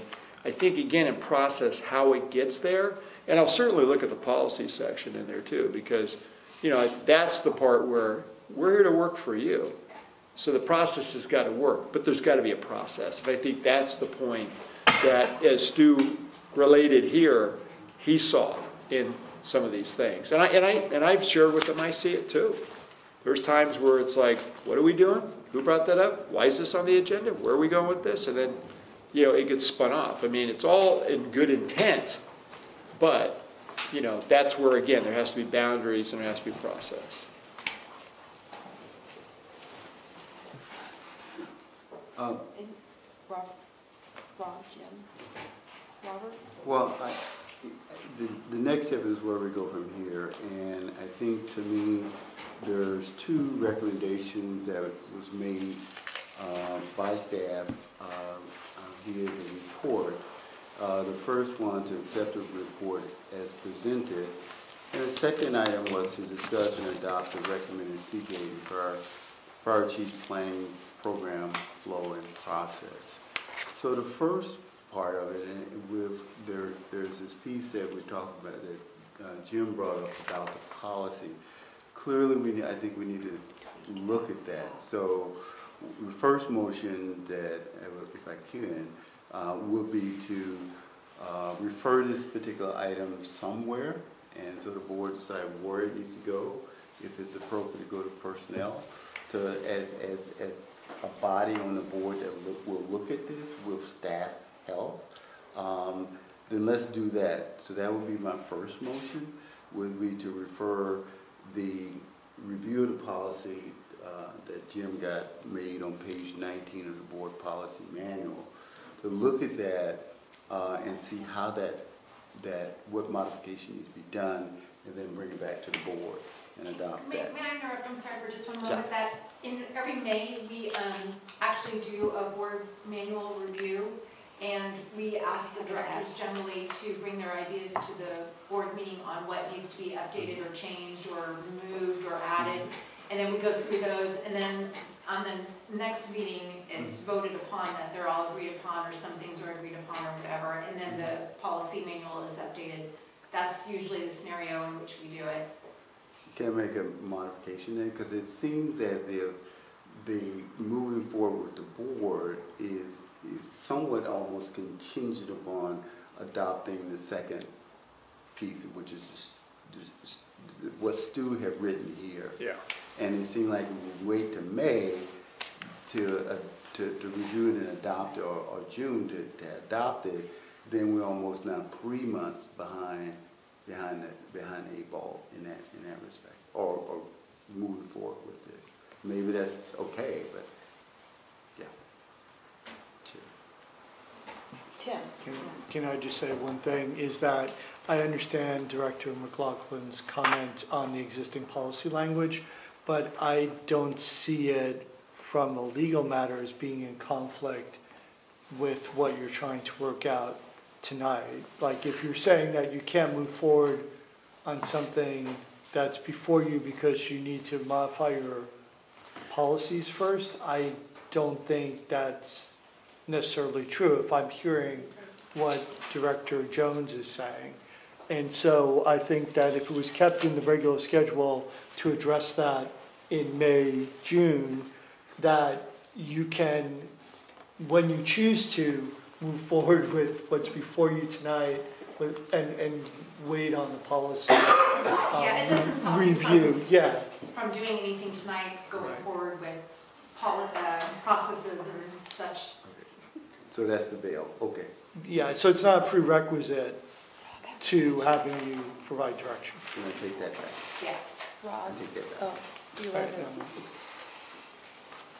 This is part of our section that you're talking about, is that on the 12th, I had prepared a whole bunch of things that I wanted to talk about with this, on the 12th meeting, and it's not included as an attachment. I'm sorry, what's the question? No, Wait, is that supposed to be in the packet, Robin? You're saying it's not? yeah, I had prepared a strategic plan overview, goals and themes for the February 12th meeting, and it wasn't included in one of the attachments. The ad hoc committee email was, but this was not included. I can do the staff report or the attachments. If there was something that slipped through, I don't know. Was it was during, but it was included in the last meeting, right? Because I think It was included in the February 12th meeting, but it wasn't included in the attachment as it was. Okay. All right, so we'll go back and make sure that's all Yeah. Great. put in Yeah, there. that's fair. Thank you. Okay, Chuck?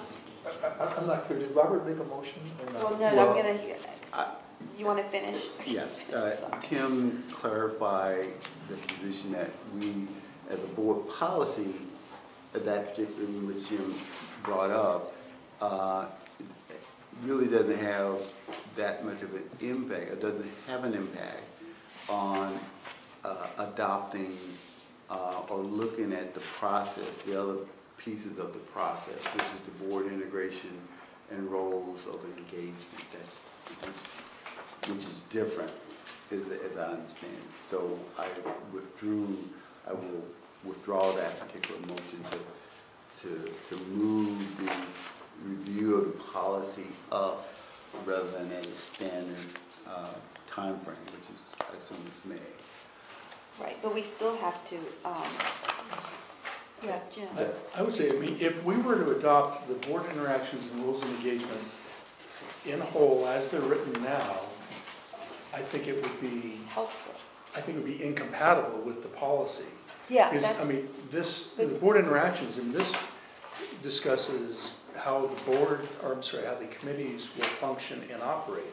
And I think if we were to adopt this, I think it would be in conflict with what is already in And Tim is So, saying that. I'm just saying, I think they have to be integrated and revised as a whole.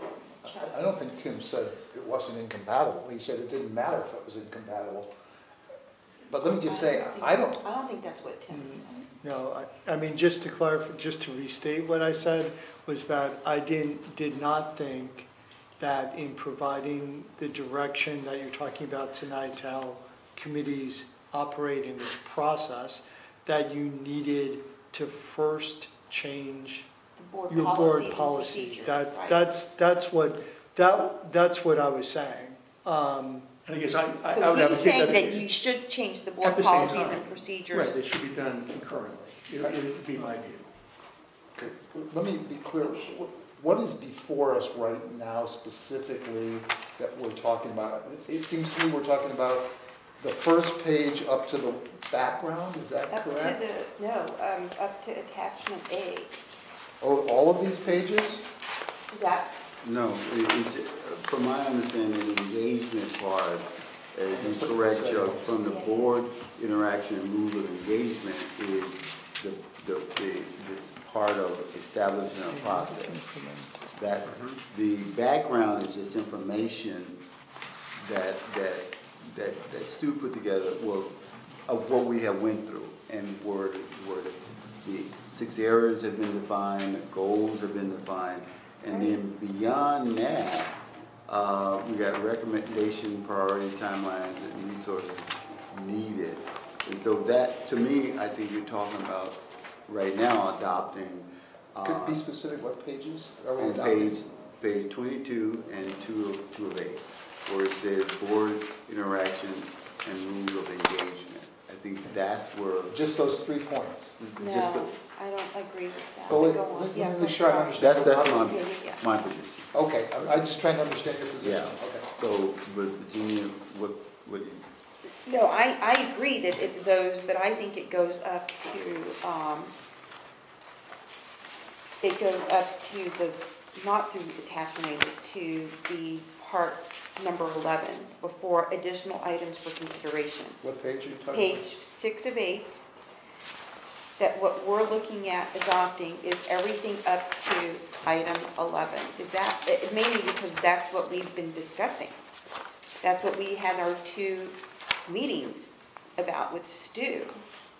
Unless I'm misinterpreting this. Well, let me say that. Okay, go ahead. Because we have been discussing those things, but I don't think our discussion is reflected in what Stu's written. And I'll refer here to page 5, I put this in my comments. The succession plan, number 3, this is page 5 of 8, or also known as page 25. It says, this is point number 3, succession plan. The chief officers in the 2nd Battalion. That's not what I discussed. That's not what anybody here, as I recall, discussed. Now, maybe something that the chief is interested in, it may be important, but we were talking about a succession plan for the chief's role. So I'm not prepared to vote on this stuff because I don't think this represents what we discussed. Let me, Yes, Chair, Robert. I think if just taking what you just got to saying,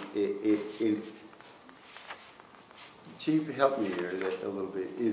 Are these your comments? So here's what I would say.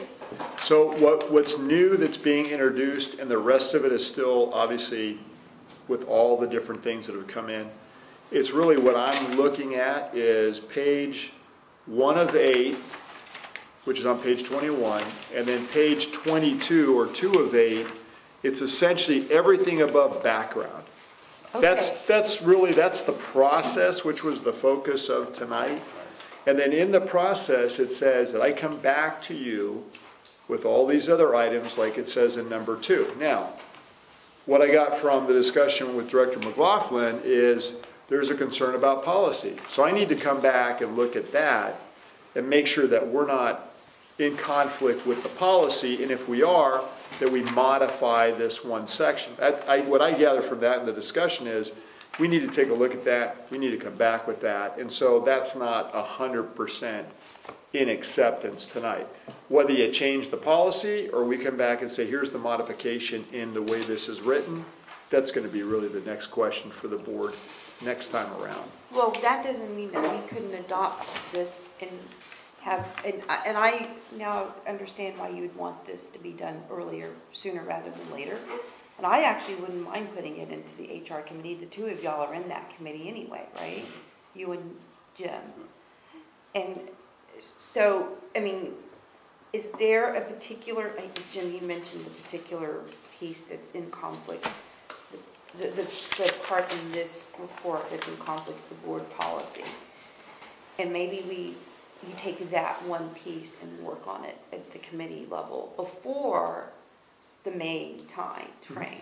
So you're referring now to the board interactions and rules of engagement? Yeah. So we're going to take everything above the background, which is what I think you were talking about, and what Harold is just saying he's asking for us to do. And you're saying that there's a piece in this, the board interactions and rules of engagement part that's in conflict that you believe is in conflict. Yeah, and I can see that. What I'm saying is, let's take that one part and have the HR committee work on that so that we don't hold up this whole thing until May. When we say work on it, are we talking about asking us to define the work process based on our discussion here tonight? No, work on the policy, in the policy manual. What are you? But to be clear, The work process is an operational, how we operate. Right. It's a process. yes. The policy, in terms of what that committee does, need to be upgraded. That will encompass a methodology of getting things done.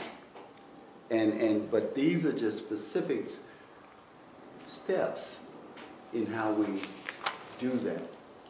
I'm with you there. Conceptually, yeah. So you don't want to adopt any of this until the policies and procedures are updated, is The that? policies. No, I'm talking about our board I think this operations process manual. does not reflect the discussion we had here tonight, and I think it needs to be revised Oh, I along the totally lines of the disagree. discussion we had here tonight. Okay, yeah, Chuck, I disagree with Could that. I'd like to make a motion then to table this till the next meeting. Table what? Table your motion until the next meeting. And, I haven't made one. oh, I thought you said he No, hasn't? I- I'd like to post, what's the right word? Table this item for now until the next meeting and refer it in the meantime to the Human Resources Committee for further discussion. Well, and then that means that all of these backdoor committee meetings can happen? I mean, that's the problem I'm having. I again, don't want to get ahead of the board. And I know that you think that's a slogan, Chuck, but it's such a real problem right now with this fire district board. What are all the backdoor meetings that are Look, gonna like, happen? okay, so right now, anyone can bring up an idea and have this discussion that's not on a committee agenda. If we don't adopt, that's where I don't agree with you, Jim, is that by not adopting this, then you're saying, then let's just keep the status quo. We still have to abide by the Brown Act. Well, that's what I say, but I mean, some people that we've seen in the past really don't give a crap about the Brown Act. So that's a problem for me. Can I ask? Well, Rob has, I don't want to monopolize all the time, but, sorry, Rob. For both. Well, okay, Can I just stop? Rob? I made a motion to table, and that's. Okay, is there a second? Yeah, you have to. Yeah, before we discuss. yeah, I'll second. Okay, so we can discuss it now. No, No, there's it's- no discussion.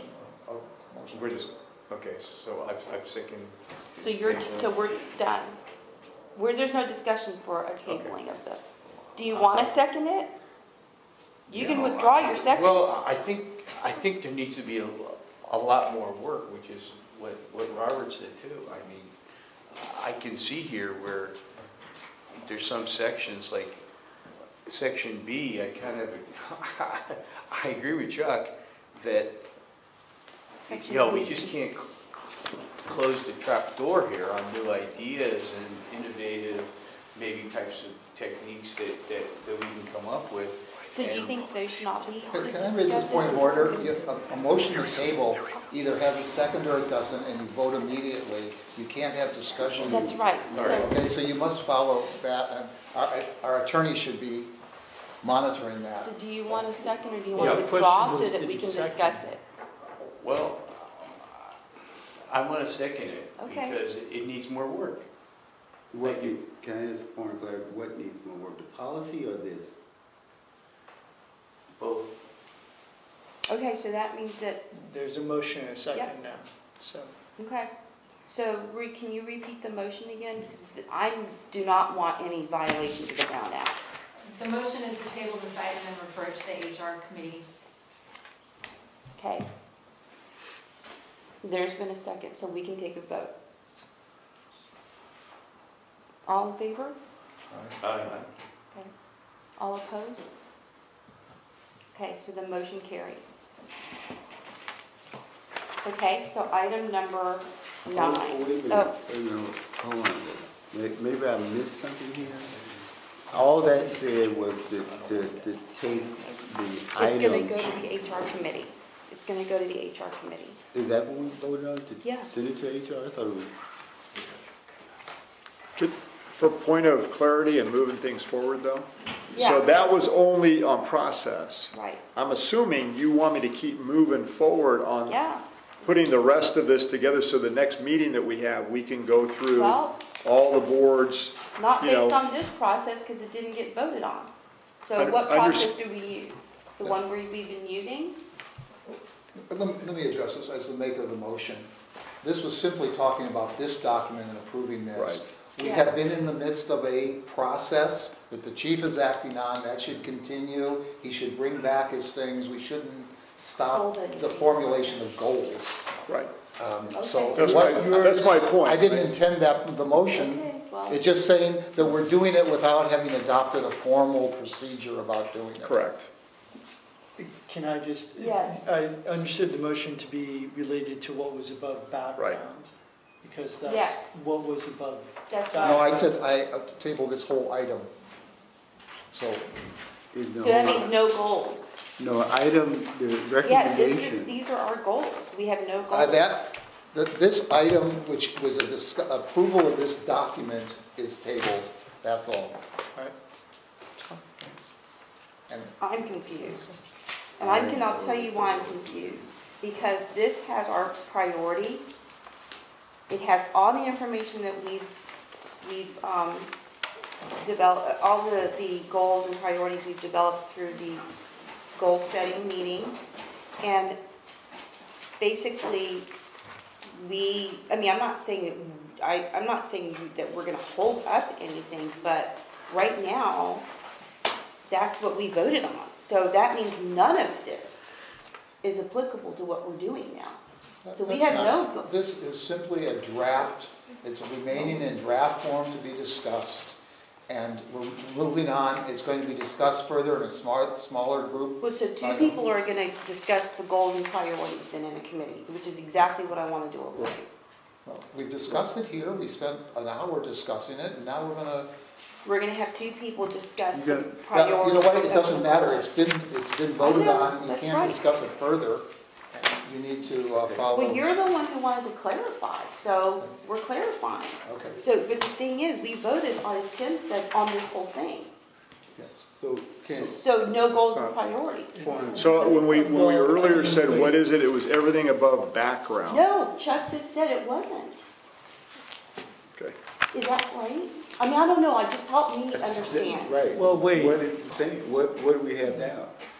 Well, wait a second, because the motion's already been That's right. made, So we don't have, seconded, and voted on. Yeah. It can be, We're it can be read back, but we're done with, I mean, the action was yeah, we're taken. done. We're done with it. So basically, there's nothing from this whole report's been tabled.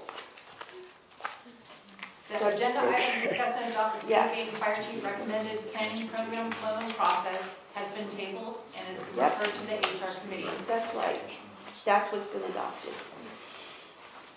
So item 9. Consider for adoption a resolution authorizing the fire chief to execute a contract with Consolidated CM Inc. for security and safety improvements at the district special operations warehouse in an amount of $83,700 and establish a 10% contingency for unanticipated change orders. So moved. Harold, I'd like to hear a staff report, please. Yeah, Harold? let me get to it. You're 66. you're moving faster than I can. 66.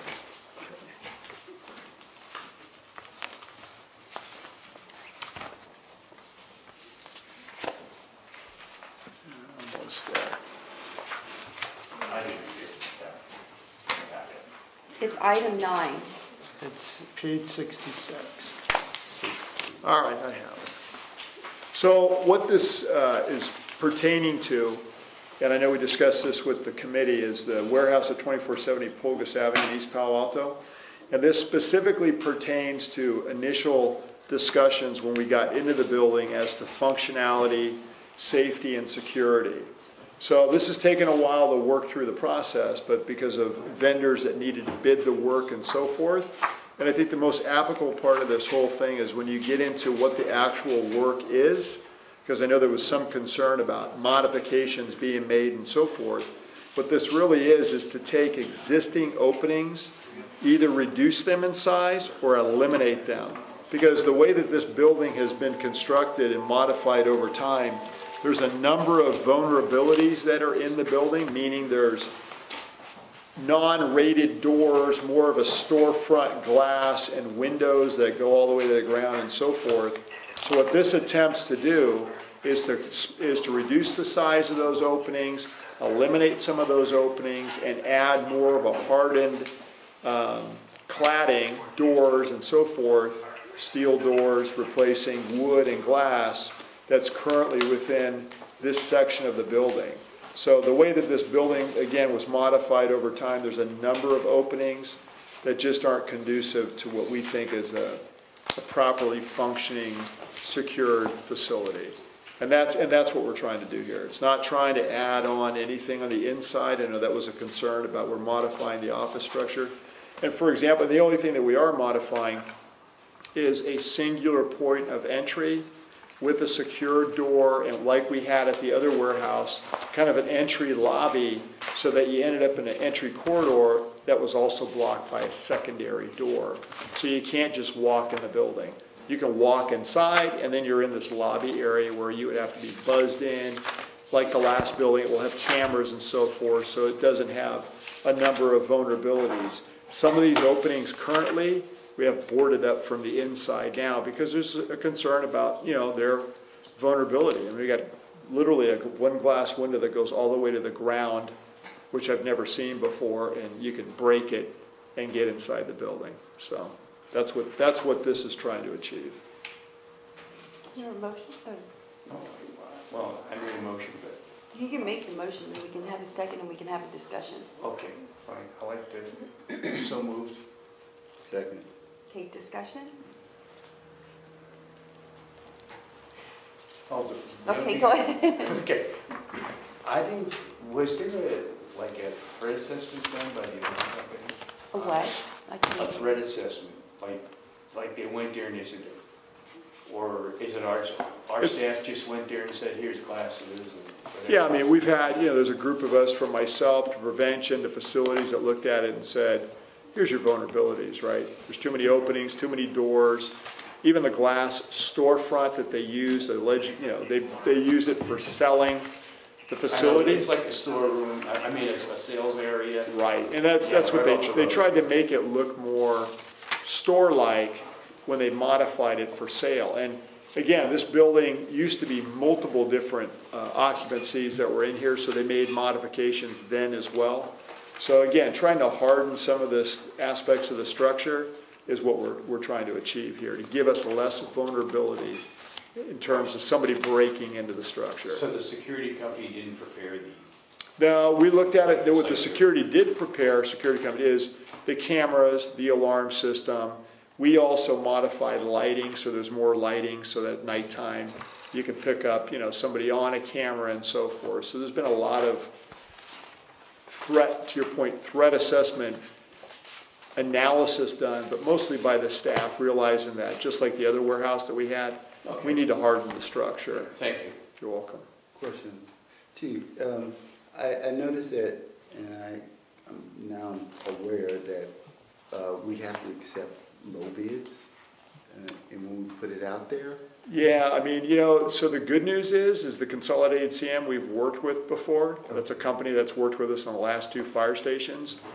So I was happy to see they gave us what I would call a reasonable bid. This whole process has taken 9 months. It's crazy. I mean, and because of, and you know, it'll be a source of other discussions in the future, I think, with the fire board, because of government contracting rules, because of just the marketplace. I mean, you know, you got vendors that can bid super high on these projects, and we actually, to kind of paraphrase a guy that I knew that was looking at some projects as a general contractor, you know, he was saying what he would bid for one of our projects, and then he read the government contracting rules, 20%. and he said, you might as well just double my bid, because that's how difficult it is to work through these processes with us. So. There's a point of information for you, Director, because you asked the question. It's the lowest, most responsive bidder. Yeah. So just because someone comes in the lowest doesn't mean we have to take it, because they can come in and say, okay, I'll do it for half the cost, but by the way, I'm only going to do half the job. It's got to be the lowest, most responsive, meaning it's met the requirements that we put out. I guess the fear factor, down this road before, the change orders tend to come. You know, If you don't write a tight RFP, and we know how that works. So, yeah, at the end of the day, we're pretty specific on what's in the RFP, and we know the vendor, so we're comfortable that that's not going to happen, because they know where we sit. However, the other vendors that bid high, you know, I don't know them, and, you know, again, that's always a concern. I mean, Kerry's here, I know he's shaking his head, and look, you know, what the Civic Center, you know, their town center was going to cost. I mean, this is what's going on. And, you know, government actually is, in my opinion, we've created a disservice by some of the rules that we put in place, because I get why they put some of the rules in place, but that really hurts us in terms of competitive bidding. And when the market, when the economy is really strong like this, you got people that just pass on these bids, or they just double or triple their costs, because they got to deal with government, and that's not easy. Okay, any other discussion? Okay, No, Chuck? Yeah, I do. I was impressed with the work that Jim did. I know this is not the agenda item 10 here, on this idea of doing a review of our facility needs. I think it's really interesting.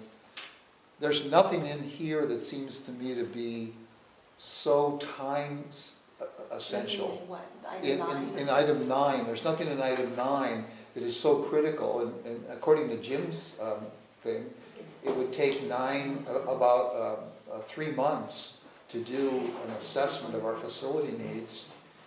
I would like to see us hold up on this until we could actually see what we need, see how much office space we we need. have a motion to table. I'd like to point out that the bid is, I think, only good for a certain period of time, is that not Correct, correct? yeah. Right. So it is something that needs to be either moved forward, or our bid is no longer. Is there equipment being stored there? Yes. So, okay. Well, and I'm gonna chime in and say that since we don't really have any goals, I think that the business of the district needs to move forward. So I personally, besides the HR committee and having, and being informed on the updated finances, really don't see any need to have any committee meetings for this next month until this policy gets reconciled with our item number 8. So in other words, I don't think that number 10 is related to number 9. It's not, at this point. Right. And number 9 was, is for safety and security. It's just Well, kind of doing things that Yeah, aren't just to- illegal at this time, Yeah, what- fixing them. Sorry, Been in the works for Kathy, a sorry. while. Just to comment on, Chuck's observation, I, considered, item number 9, and I came to the conclusion that it was a safety and security issue, that there's, a lot of high-value equipment in that warehouse. Yeah, Rob asked that. I view that separately than the issues that I raised in 10, so those are my thoughts. You need to protect the equipment. And And whatever it's- employees are there too. And it's taken us longer than, again, this process is cumbersome. So, yeah, it doesn't have all the other aspects in it that will come before the board. And, thank you, I appreciate that. Separate than number 10, this is Yeah. all about that. I mean, essentially, we're hardening the structure, which is protecting the assets and the people inside. Can I just? Yes, Chuck. I want to ask a question, Jim. Jim, you toured the facility, and so, and, I mean, I don't know the source of information, I don't need to know the source of information, but at this point, it's your opinion that this should go forward aside from the whole review of all the facility needs and stuff? Yes. Okay, thank you. Any other discussion? Okay, all in favor? Aye. Okay, it's unanimous, the motion Thank carries. you. Thank you. Item number 10, consider and discuss conducting a space needs analysis for the district's current properties and proposed projects as requested by the Strategic Planning Committee. And this made And it, exactly by the process, right, item was brought up at the committee meeting, and the item is now before the board. And what Director McLaughlin submitted was nothing that we discussed in the meeting, just for clarity, because I know Director Bernstein had a concern within his question. It was not trying to undersell it nor oversell it. That was what the discussion was in the committee meeting. So, I think pretty straightforward, it's exactly what we discussed. Now, additions, I'll leave that to the director to explain his information there, but at the same time, this is pretty, there's no bias in it. This is what we discussed. There's no emotion in it. It's exactly what was discussed through the process of bringing the item to the floor. okay. Jen, you wrote, I did. yeah, do you want to talk about your? Just by way of your- background. Your thinking? Sure, and how I came to the conclusions I did. My focus was on, when I wrote this, the warehouse in Station 77. The warehouse was to replace the one that we occupied that was owned by Facebook in Menlo Park. There was a need for about 10,000 square feet for the USAR, so I compared that to what we own now in East Palo Alto with 28,000 square feet. So I am just kind of at a loss of how the 18,000 square feet will be used. I was there, I saw the warehouse, and it is being used for a variety of purposes. But that's under review. The seismic improvements, some of the other improvements that are needed to bring that facility up to our standards. It just raised a question for me: how much of that space should we be renovating? How much of that space should we be bringing up to current seismic studies? And I don't know. And I have not seen any reviews or studies that would inform me on how much warehouse space do we need. When we look at Station 77, we just purchased the Chilco house. I've heard a variety of uses suggested for that. I don't know if we develop it for office space, for residence space, or bulldoze the thing, because I don't know what our needs are. I have not seen an assessment, an evaluation of how many square feet do we need for office space, for warehouse, or other uses. So it occurs to me that we should be doing an assessment, a global district-wide assessment of just what are our warehouse needs and how do we meet them? You know, what's the best way to meet them? Do we need 28,000 square feet? Do we need half of that?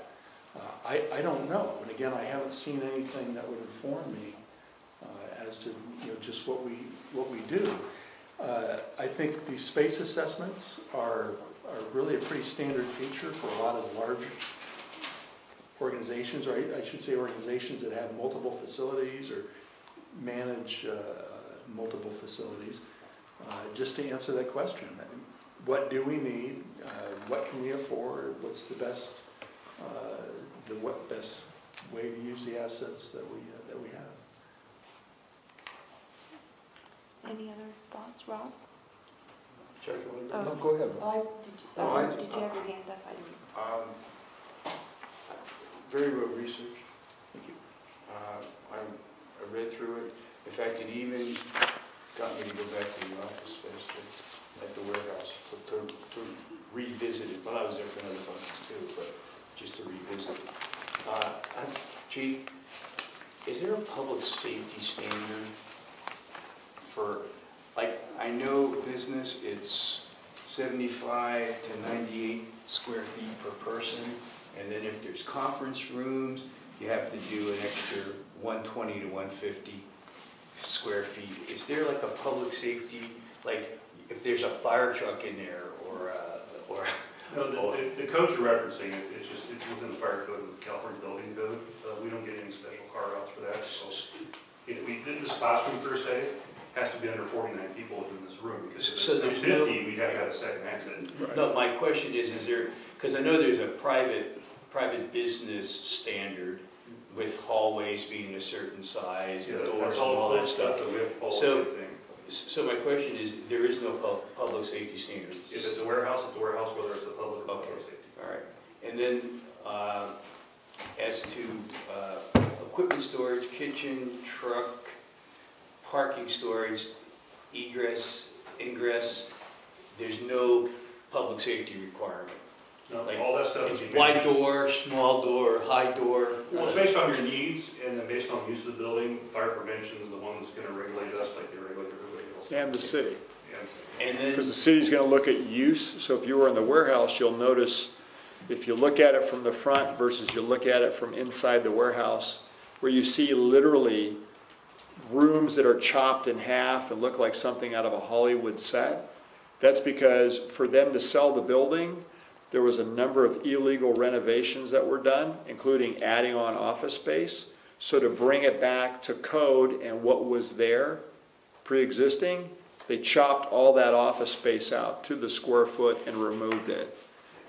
and my last question is, with the parking lot there for private parking, is there restriction on the gates or anything where it has to be automatic? It depends on what the city, so if you tell the city what, if the use changes, and let's say if you add more space in offices above what is existing, then they start to get into number of parking spaces, and you may end up being required to have more. Because once you add above, then you got to go back and get permission to do that. And to Director McLaughlin's point, which is a well-taken point, there's a 50% rule because it's in the floodplain.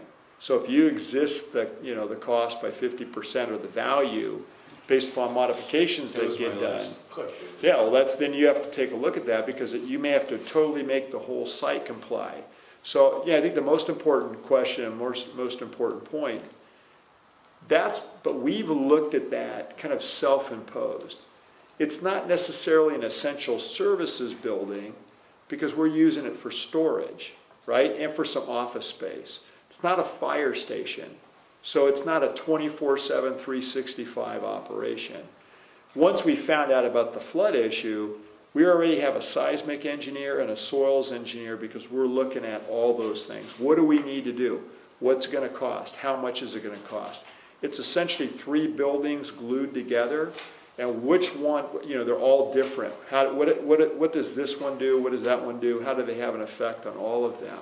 So a lot of that analytic work is being done by soils, being done by seismic. And, we can upgrade or not upgrade. That's a decision we got to make. But You asked a question, what's the standard traditional office space? Typically, you calculate 300 square feet per person for a standard office. That's hallways, bathrooms, other rooms, and so forth. However, if you want to blow that up, you go to a Facebook today where you have the gang tables and the drops and all the other stuff, you're probably looking at 75 to 100 square foot per person. Well, I'm working on a project at Santana Row, so that's why I had these private sector figures, because we're doing the chopping, you know, with the Yeah, I mean, different that's- offices and the that's the conference new rooms way to and the do it. bathrooms and all that stuff, right? Yeah, you So- got it, you don't have anything, you can do drops, you do the gang tables and everybody, you can stuff a lot more people in there is the bottom line. Thank you. Oh, Chuck had a Okay. comment. Yeah, I think the space study is really important. We have so many decisions we're facing now. We want to build a training facility, and I'm not making a recommendation, but the training facility could be here on this site as we're talking about. It could be out on Pulgus. We need more office space. It could be here, it could be out there. And we don't have the money to do all the things we want to do. And one of the ways I think we could get more money is to consolidate our operations. So for example, if we did a plan where we were building either here or there or both 2 or 3 story buildings, we could put all that office space there. That would allow us to sell the 170 building and the annex building. That would probably generate $10 to $12 million worth of capital right there that we could use to do the things we want to do. And I think until we know how this could all fit together, and I'm not recommending it because I know certain things shouldn't go together, certain things shouldn't be in residential. You know, I don't know if we want to, we've talked to these communities here about 2 locations for EOC. We talked to East Palo Alto about putting it out on Pulgus. We talked to Atherton about putting it on this campus. Are we talking about having 2 EOCs? Are we going to have 1? I think all these issues really could kind of be resolved for us with the space needs. Look at what we need for the next 20 or 30 years. Where would we grow? How are we going to do that? Even if we don't develop everything, we could still leave a space for a building in the future that will allow us to do that. I think there's nothing more valuable than having a plan. If we could have in 3 or 4 months a plan where we knew what we were doing, then we could cost it out, then we could figure out how we're going to finance it, and I think we'd be in great shape. So I'm all for this effort. I think it's a great idea. Robert? Please don't take me the wrong way, but I think it'd be a waste of money and time at this point. Because if I can ask the chief, what are the space needs for each of the buildings, just in general?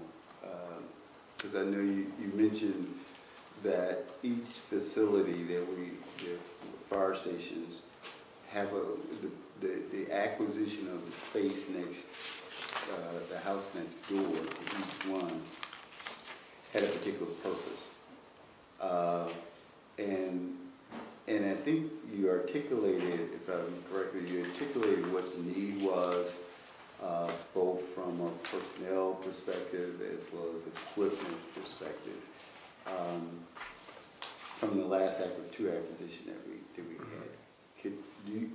Is that something that's already out there in terms of not common knowledge, that what each one of those facilities, what their use would be? Because it's about function, what's functional for that particular facility. Right, well there's kind of the key too, right, to the whole thing. So, you know, on the fire stations, if you're asking, you know, where we've acquired land next to each station with the exception of Station 5, I think those were good acquisitions. It positions you for the future, and currently we would have the space to build new facilities even where we don't have them yet. So that's kind of like a savings account, if you will, right? But it's additional space. At 77, what made sense with that house, not the rest of the lot, so that is different, is if you wanted to put a 3-bay station in there, you needed that piece of land to do that. We've already looked at that based upon programming for a firehouse.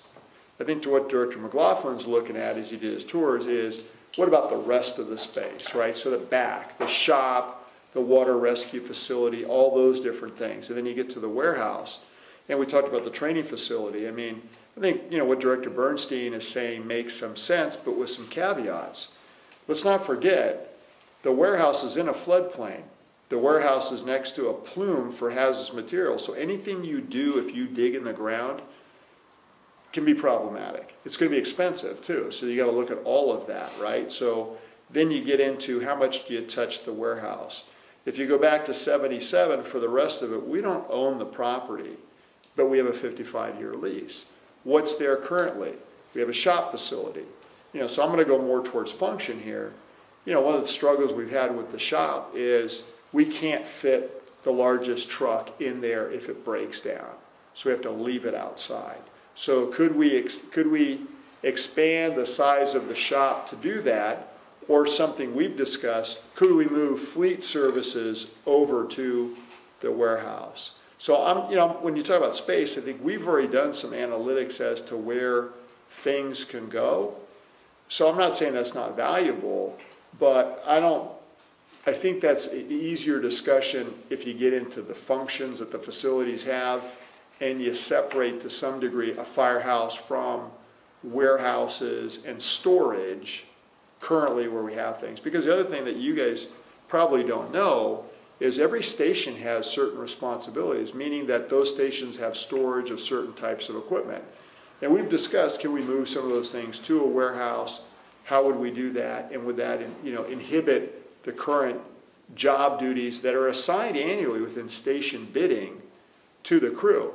So, you know, what we're talking about goes well beyond a space. It goes into functions, assignments, bidding, even the MOU and agreements on when we meet and so forth. So there's a lot more to it. I'm not saying don't do it, but I think if that's what the board wants us to do, I think we would like, rather than bring a vendor in, we'd like to do it because the vendor's going to have to ask us all these questions anyway. But is it worth doing? I think if you limit it to not every station, but to the bigger facilities like the shop, like the warehouse, even for here on training or moving offices, I know Director Bernstein mentioned moving everything potentially out there. That's hard to get to sometimes.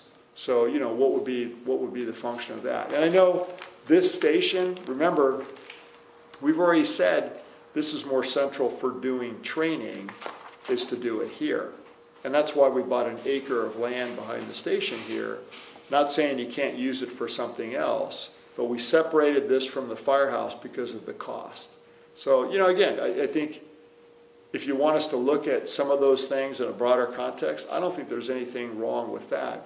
But I would put certain parameters around it, and I would say, hey, let's, you know, there's certain things that we want to know. Well, then what do we want to know? Because I'm not touching the office structures currently, and I'm not touching the fire station. The training tower, I wouldn't put it in East Palo Alto. Number one, because you're going to have to dig in the ground, and the moment you do that, you're going to, and we don't even have enough land unless we tear down the warehouse, so do we really want to do that? You know, again, those functions, I don't see it, but, you know, it doesn't mean that we've discussed it at staff, what would work where. Jim?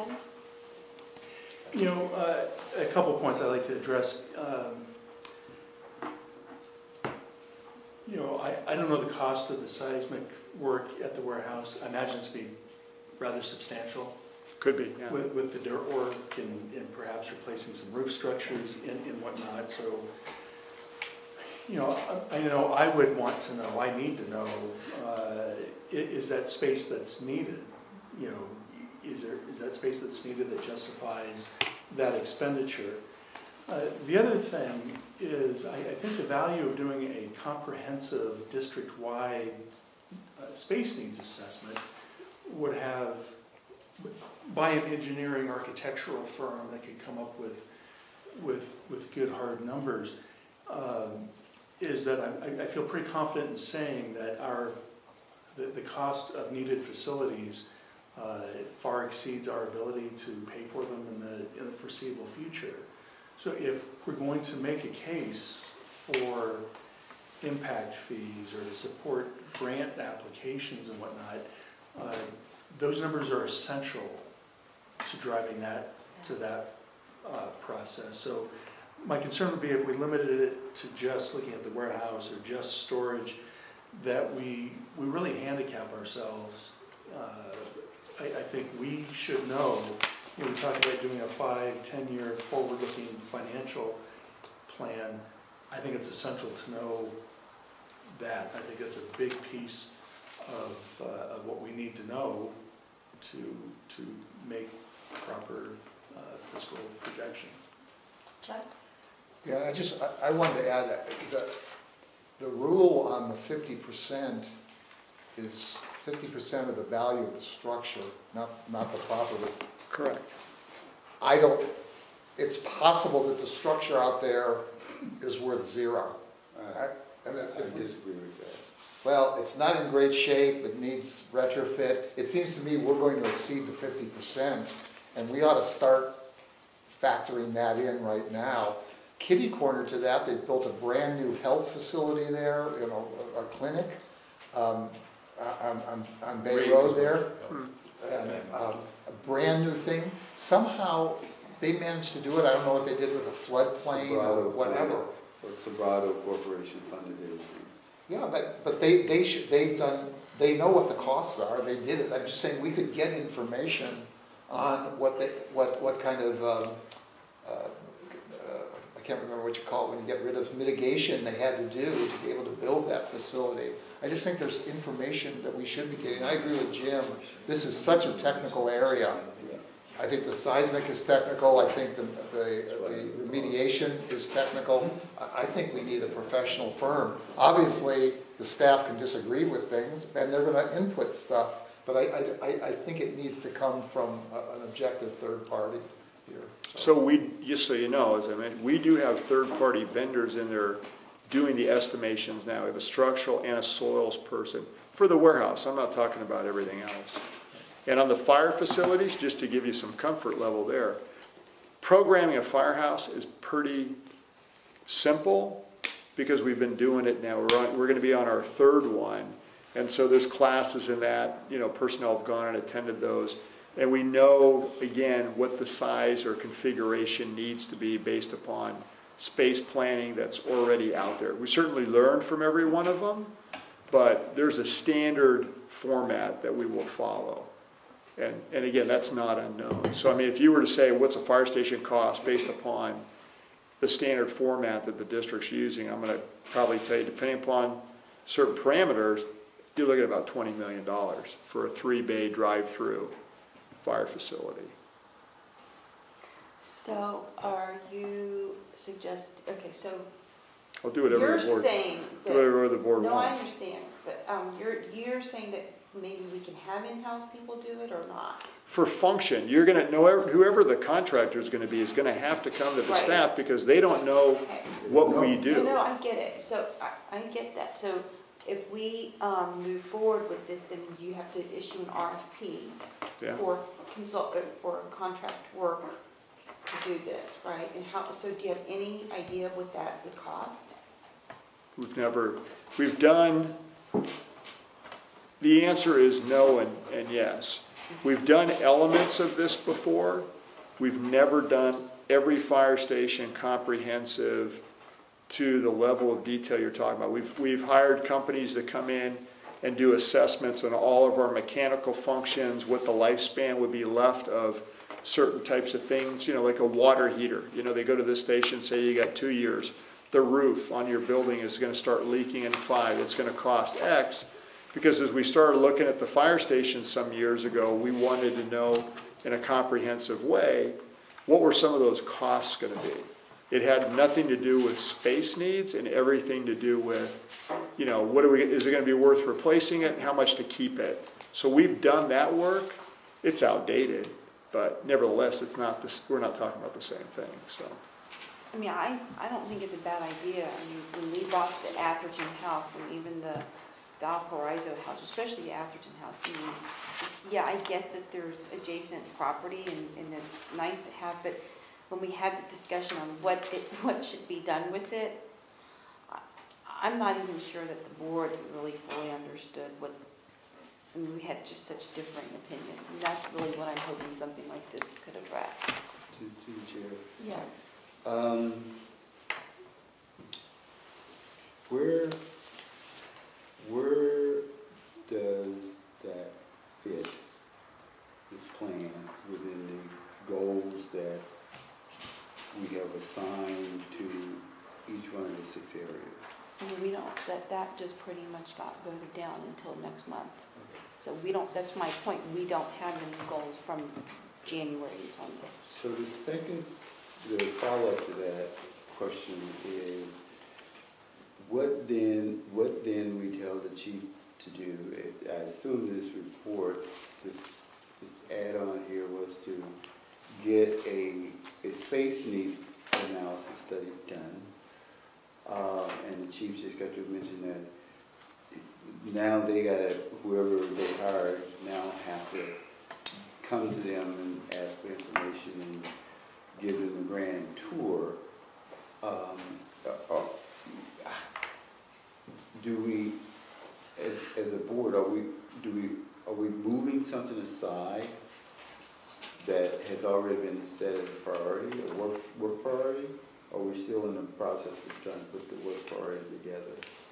If we already have put the work priority together, not only for the board, we're putting the work priority for the staff, what, and maybe this is something the board can answer, what has to be put aside, moved aside, for this to surface to the top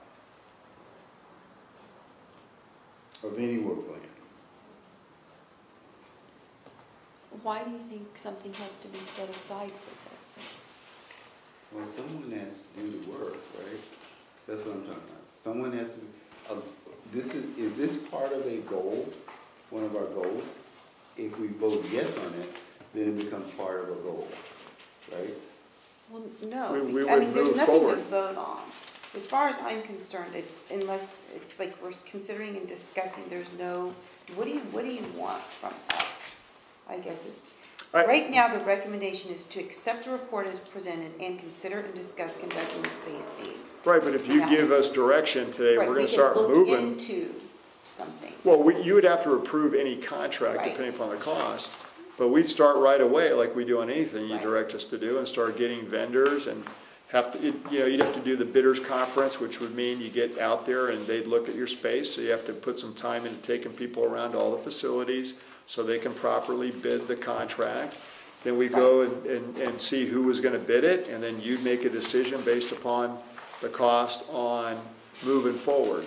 So to answer Robert's question, at least I'll try to, Robert, is when we had the strategic planning committee meeting, this was after these priorities from item 8 were discussed, which is one of the reasons that we came up with this. Wouldn't you say, Jim, that that's a result of what we discussed as a board? Which one, which theme or category? Planning for the future. Planning for the future. Right. And so that's why this made it on here.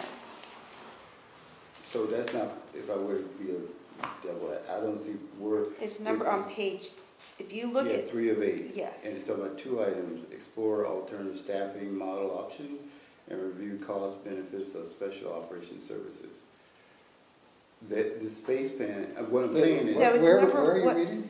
Yeah, because I'm looking at, if you Go look back at, to number 8, section 8, and then it's on which page 22. after tonight is not, 23, the planning for the future doesn't have those things you just read. yeah, planning for the future has, I'm looking at number 1, strategic plan, no, where is it? Planning for the future. Oh, right. It got, I'm sorry. Strategic plan finalization and adoption. So this was, Update standards coverage, foster improvement relationships, planning and services, regional public safety system change, and complete accreditation. So even in this, I don't see it in here. yeah. So I the can see question that. is, I can see that. huh? Yeah, I So agree. the question is, if we adopt it, we are saying that we're adding something else, another goal that we want to try to accomplish in that area. Do you want to talk about that, Jim? So I think it fits into the future planning, and I But just. that's not, it's The Robertson goals is is not not, on here. it's not in the goals. So we have to add a goal number 6, and then with that, we have to prioritize whether that's gonna take a priority number 1, or it's just gonna take priority number 6, if these are already in priority order. Yeah, Chuck. First of all, we're doing this, the standard of cover study to talk about where we should be putting facilities and are we gonna be able to do response times. Clearly, we have to respond to those. If someone says Station 5 should be moved somewhere, that's something we respond to. So I think it's inherently in these goals. It's also part of the strategic plan. But more than that, in the staff report that the chief prepared, he's talked about all these plans for things that are gonna come before us. Now, if you're saying to the chief, wait a minute, how's the training facility gonna come to us? It's not in the goal. How is the Station 4 gonna come to us? It's not in the goal.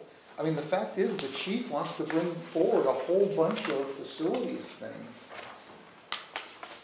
How do those fit also? And so this may be a weakness in the goal setting thing. Well, we don't, after this, in my mind, we don't have any goals from this year until we adopt the So- policies and procedures. So for it's clarity, moot. the board did vote on priorities for fire stations, so that's what Yes, I'm working, and that's what you're- facilities. Yes. That's what I'm working off of. I mean, you could change that. And that, though, came from the standards of coverage. That's what Chuck was Correct. saying, That yeah. Yeah. was Right. So- updated in I think that 2013. fits into that, I agree. So that It's document space and that needs. information does exist, Right. albeit not specific to space needs. And there is a new SOC in play. So again, and how I look at this is, and you can tell me if I'm wrong because I'll need to know before we're done. If you say do this, we've just shelved all the other stuff. So right now, We have time. well, right, I mean, That's right. yeah, I mean, there's always work that's going on, but, For a we'll come month. back and give you the costs and everything else, but, Jim? I just want to point out, one thing, back in February of 2017, the board asked that a updated fire station and land acquisition plan, be developed. So this is not a new concept. Right. This has been out there. And that was done in response to the standards of coverage study. Right. That's correct. So I would say, part of my dilemma, the chief talks about, we have, a soils engineer, a seismic engineer. I see, under facilities priority on page 203, beautifying the exterior of the Chilco house and whatnot. If there's a proposal that comes before us to do this seismic retrofit on the warehouse, am I safe to say we're talking millions? I don't know, because we'd have to make a decision at that point. I don't think it'll be millions, but we'd have to make a decision on what do you want, what do we do? Do we go forward with that or not? Because the original guidance was, like we did at the office structure, try and make these structures as resilient as possible. It will be a very substantial Let expenditure. Jim finish. It will be a very substantial expenditure. Right, I don't think it would be cheap, how's that? And how do I, evaluate how much space needs to be renovated and brought up to some seismic level? What basis do I use to make that judgment without a space assessment? Well, I think- Do we do the whole 28,000 square feet? Do we do 12,000 square feet? I don't know, and right now, I lack the basis for making that evaluation. Chuck? I just wanted to add a fact, because I have familiarity with this. 7 years ago, we modified an 18,000 square foot building out on West Bay Shore Road. 18,000 square feet, tilt up, built in the early 60s, roughly the age of the warehouse and so forth. And the seismic retrofit was, for an 18,000 foot building, was 1.3 million. So, that's 7 years ago, yeah. So I'm just trying to say, we're talking about a couple $1 million. It's obviously higher. Yeah. That's what you're saying, yeah. Robert? I think at the time, correct me if I'm wrong, because sometimes, most of the time I am, the chief brought before the board first idea about purchasing that particular facility for a particular use. Unless that use doesn't change, if it has, I haven't heard it, that it's changed, that it was planned for certain use, and we approved that particular plan. We also added some dollar amount to it. So, you know, to revisit and ask the question, do we really want to have it because it's going to cost X amount of dollars?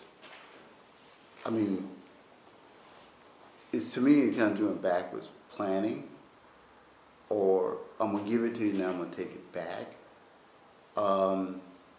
Because, you know, having a study is not going to prove the functionality of that building. I don't think, maybe it might. But I think there was certain use, just like in all the acquisition, there was certain use that was thought of in acquiring those properties. And I think that still is in play. We may not have all the money for it, but I think there was a projection of how, over time, everything is not going to be built tomorrow or next week. There is a projection over time of getting those particular facilities up to where the plan was initially through the acquisition of that additional space and the renovation, like Station 2. I mean, it didn't happen overnight. It took a couple of years. Acquisitions took over a couple of years to finish, but it's done. Beautiful building. I think that if that plan, that model of all the stations have changed, I haven't gotten that memo yet that things are changing or have changed.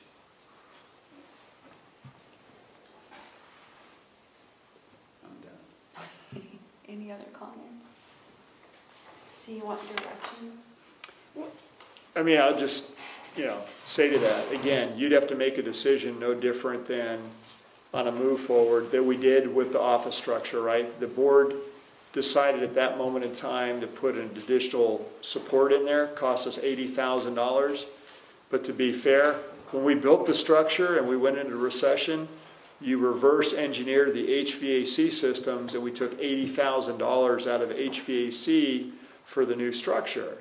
So, at the end of the day, it's these decisions come, as best you can, and you make them and you move forward, right? There's nothing that says on those buildings you have to upgrade for seismic. It's existing non-conforming, it's not a 24-hour facility, but, working off of what we've seen the board do before, we're trying to figure out what would those costs be. May decide never to do it, to Director McLaughlin's point, is the cost would exceed the benefit, or the cost would be seen as too expensive. Or you do certain things and you don't do other things, right? We didn't rebuild the office structure. What we did was just added a component in it to make it slightly better than it was before. So, and we did not go to 1.5 on that, because every fire station is engineered above what standard construction would be. But I mean, really, this is about whether or not we want to bring in someone from the outside to do a space needs analysis. No matter what the cost of doing a building is. So the question, I think, and correct me if I'm wrong, that it's either for one thing or for the whole district. I just have a question for Yeah. the chief and for Don. It looks like you and your staff have pretty much under control of what your, Cost. well, with the existing facilities that you have, and it can accommodate what the needs are relative to the district now, right? Would you say that you're comfortable with the storage, like, we purchased these other buildings and you have a pretty good idea what's needed? We have architectural designs that are going to add on to some of these other stations, utilizing their resources for space and things like that, right? I mean, When it comes to rebuilding a station, we've got that under control. We use Right. program for programming. So we use an identified system for that. We first go and say, okay, out of the station, what is going to happen here aside from crews living and spawning out of it? Is it going to be the home station for EMS, like Chief mentioned earlier? Every station's got its little forte. This station has tools, equipment, SCBA, which means a big compressor downstairs. All that stuff kind of designs together. So when it comes to build a station, the program is easy. What's going to be there? What square footage it's going to take? It all gets plugged in. The cost of the station comes out. I think part of the problem right now is, we're not rebuilding all these stations, but we have land next to them, or buildings next to them. And I think that's kind of what we've all struggled with since we started buying is, well, what do we do with it? Do you mow it down? Do you rent it out? Do you? So in that sense, there's a lot of questions or openings. And I would say, I think we could safely exclude the firehouses from this examination. I do think we have that dialed Yeah, in like pretty no, well. don't put that in for station 4. It's everything else. Yeah. It's Only else is when you spell out the station. No, the children. No, I it's just the don't want us to spend the extra money if we don't have to.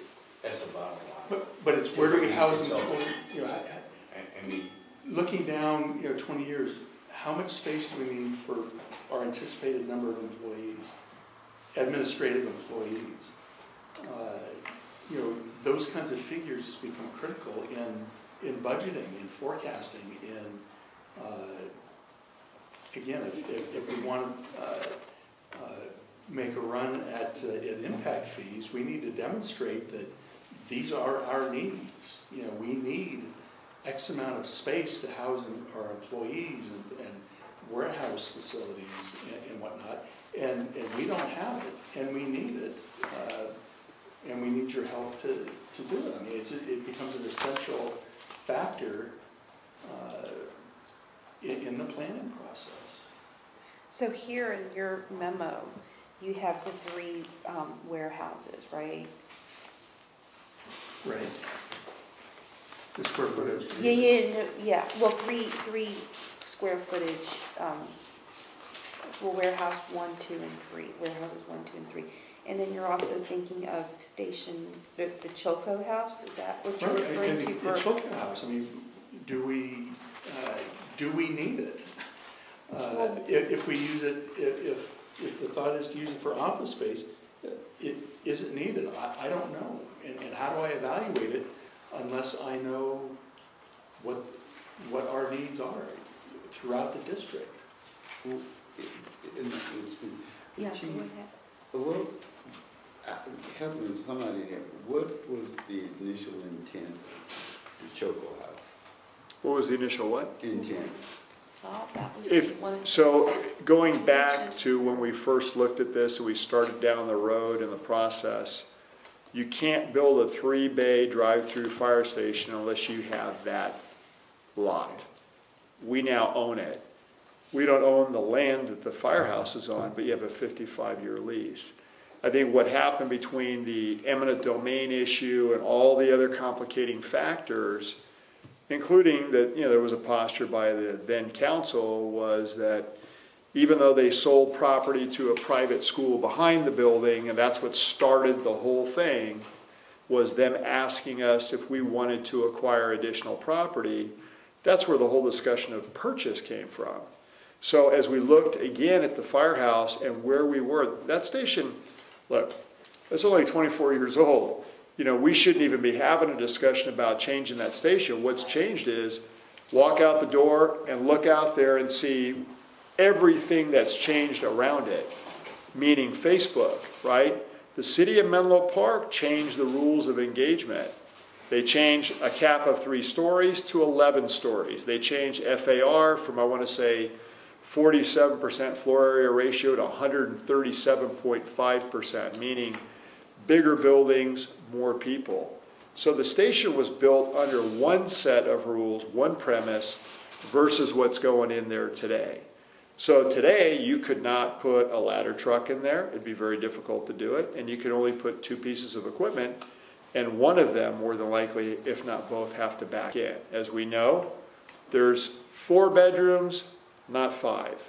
There's X amount of crew space for what was anticipated, because Rick Ty, when he built that station, because I had some say in not the station, but the warehouse behind it, which was for USAR at the time, he built that to be a 3-person fire station because that was the model Menlo Park had in place. So we would not even be having this discussion if it wasn't for decisions going forward that totally blew up the paradigm of what we have there.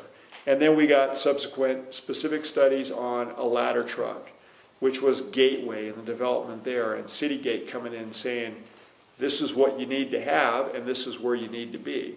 Now the good news is we've redone Station 2, which has kind of saved us to some degree because you could put more people, bigger equipment in there. But to be fair, and I think to Director McLaughlin's point too, and I would actually totally agree with, you know, we don't, at the time when we did the impact fees and so forth and said this is what we need to do, ironically, the very people that were disagreeing with us are the people that are creating all the changes. City of Menlo Park specifically, we didn't blow up FAR and Hythe.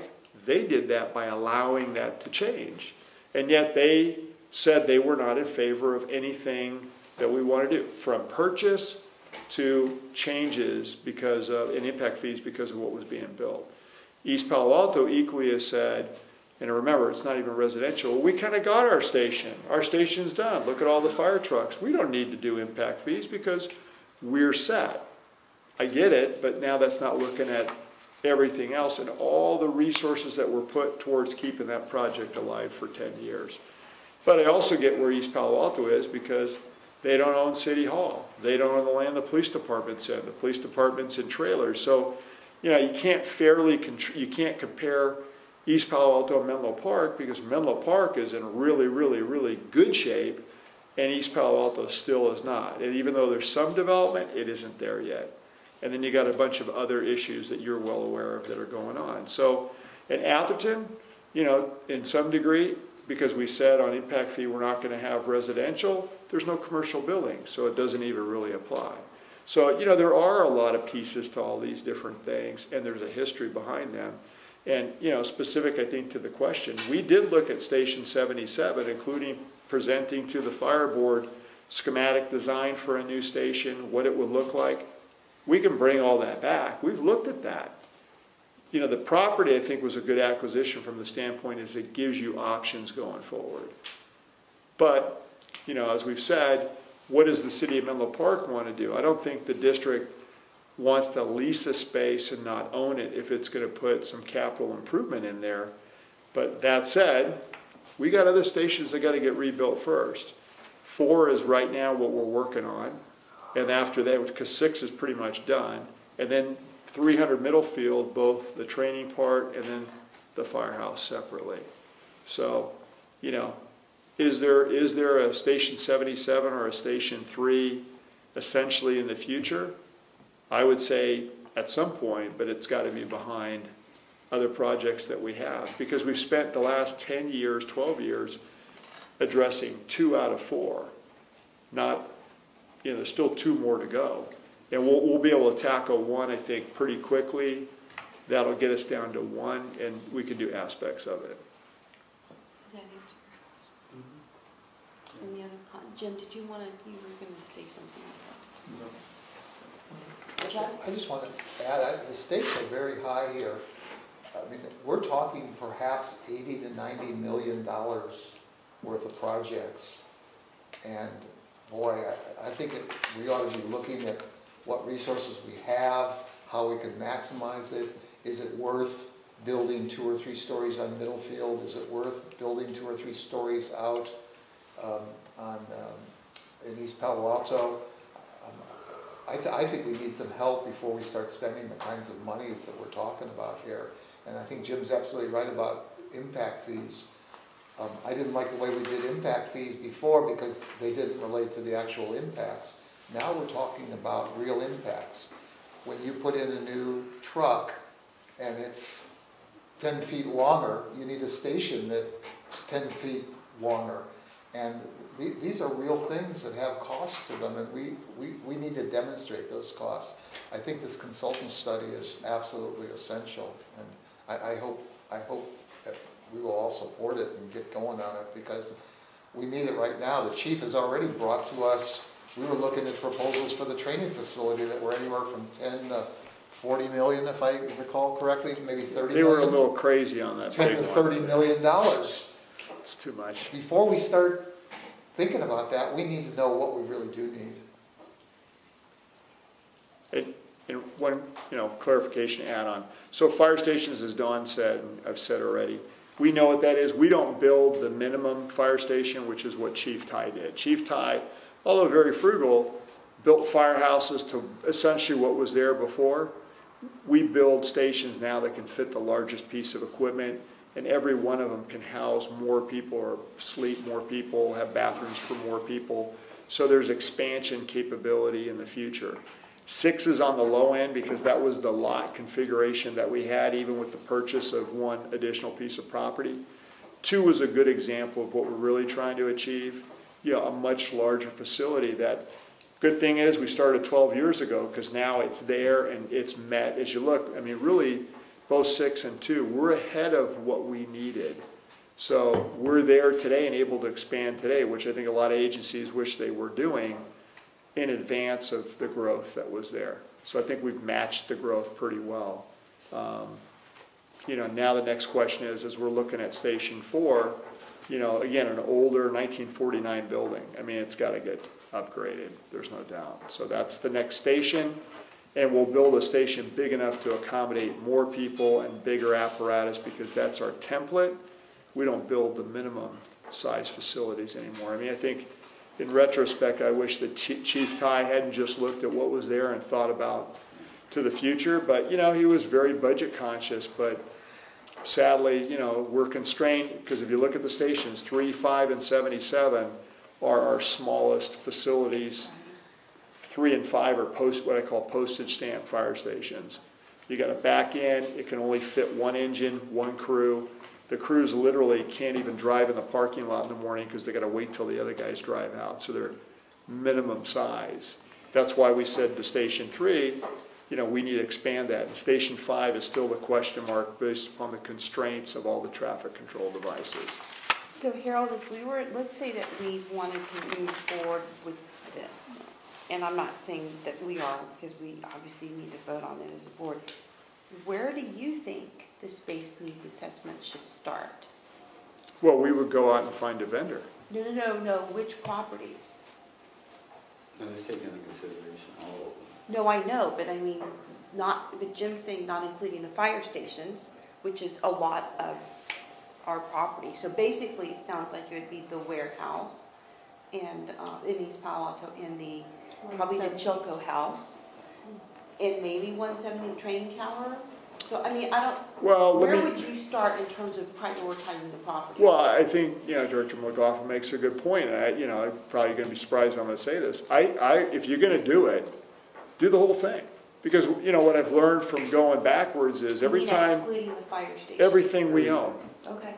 Because if we're going to do it, it should be an all-in. Because you know what? The worst thing that can happen, I just mentioned the story about Chief Ty. How can I tell you that story and realize that we constrained ourselves and look what it got us? Stations that are too small, stations that we updated, and we're not going to have that opportunity again. So if you're going to do this, I mean, go big or go home, right? At the end of the day, do the whole thing, and then you have the whole picture. Now, you can choose to whittle it down, or you can choose to make, say, okay, we're going to ignore this and do that. But I think I would be remiss if I sat here and said to you, only do this, and then later on we find out that we didn't do it and we regret it, right? Okay. And I know that's going to make it more expensive, and I know it's going to make it more time consuming, and I understand there's a lot of, pros and cons in that, but everything we've ever done, if we don't do it all, we regret it later on. And I don't want to be the guy that makes you regret that we wish we would have looked at that. Okay, well, we didn't do that. Then you go back and go, well, why didn't you do that, right? So if you're going to do it, do it all. Go for it. Yeah.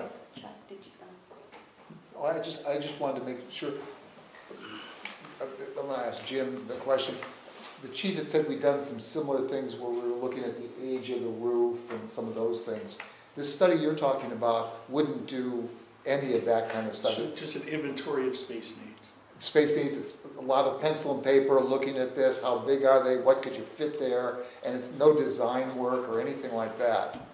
Right, it's an assessment of how many square feet do you need Yeah. for these various And where functions. might you put some of that? I mean, would you Not deal so with that? much, I mean, that'd be the next phase, right? I mean, you have to This is start the with, first. how much room do I need? How much space do I need? But I think to add to that, I think from all the space planning I done went through, it seemed like you still need to understand what function is that particular space gonna. Absolutely, yeah, that drives the process. Yeah, or are we talking about office, administrative staff? Housing Or staff. firefighters, or Storage or, Equipment warehouse storage, space? right. Yeah, that drives the process. okay. You have to have, I think it's, if you're gonna do it, again, you Yeah. have to have, the intimate part is the function, because if you don't know how it works now, how do you say it should work in the future, right? And so there's gonna be time in that, because how we operate the stations now, what each station does, what it stores, all that needs to get looked at. You could define function without specifying design or type of structure, Right. right? Well, so, I don't know, do you want to I'm make? prepared to make a motion. Okay, I propose that we direct the chief to commission a space needs assessment evaluating all district-owned properties. to do it, or do you want the well, we go through the RFP process, so. Yeah, it has to come back to Yeah, it you. has to come back. Basically, we So go out and get we vendors, we make put an motion to RFP do out. the RFP so that we can look at the bids. All right.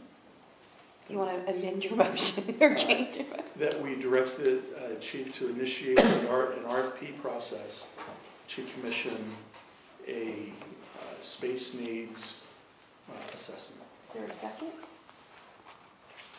I'll second it.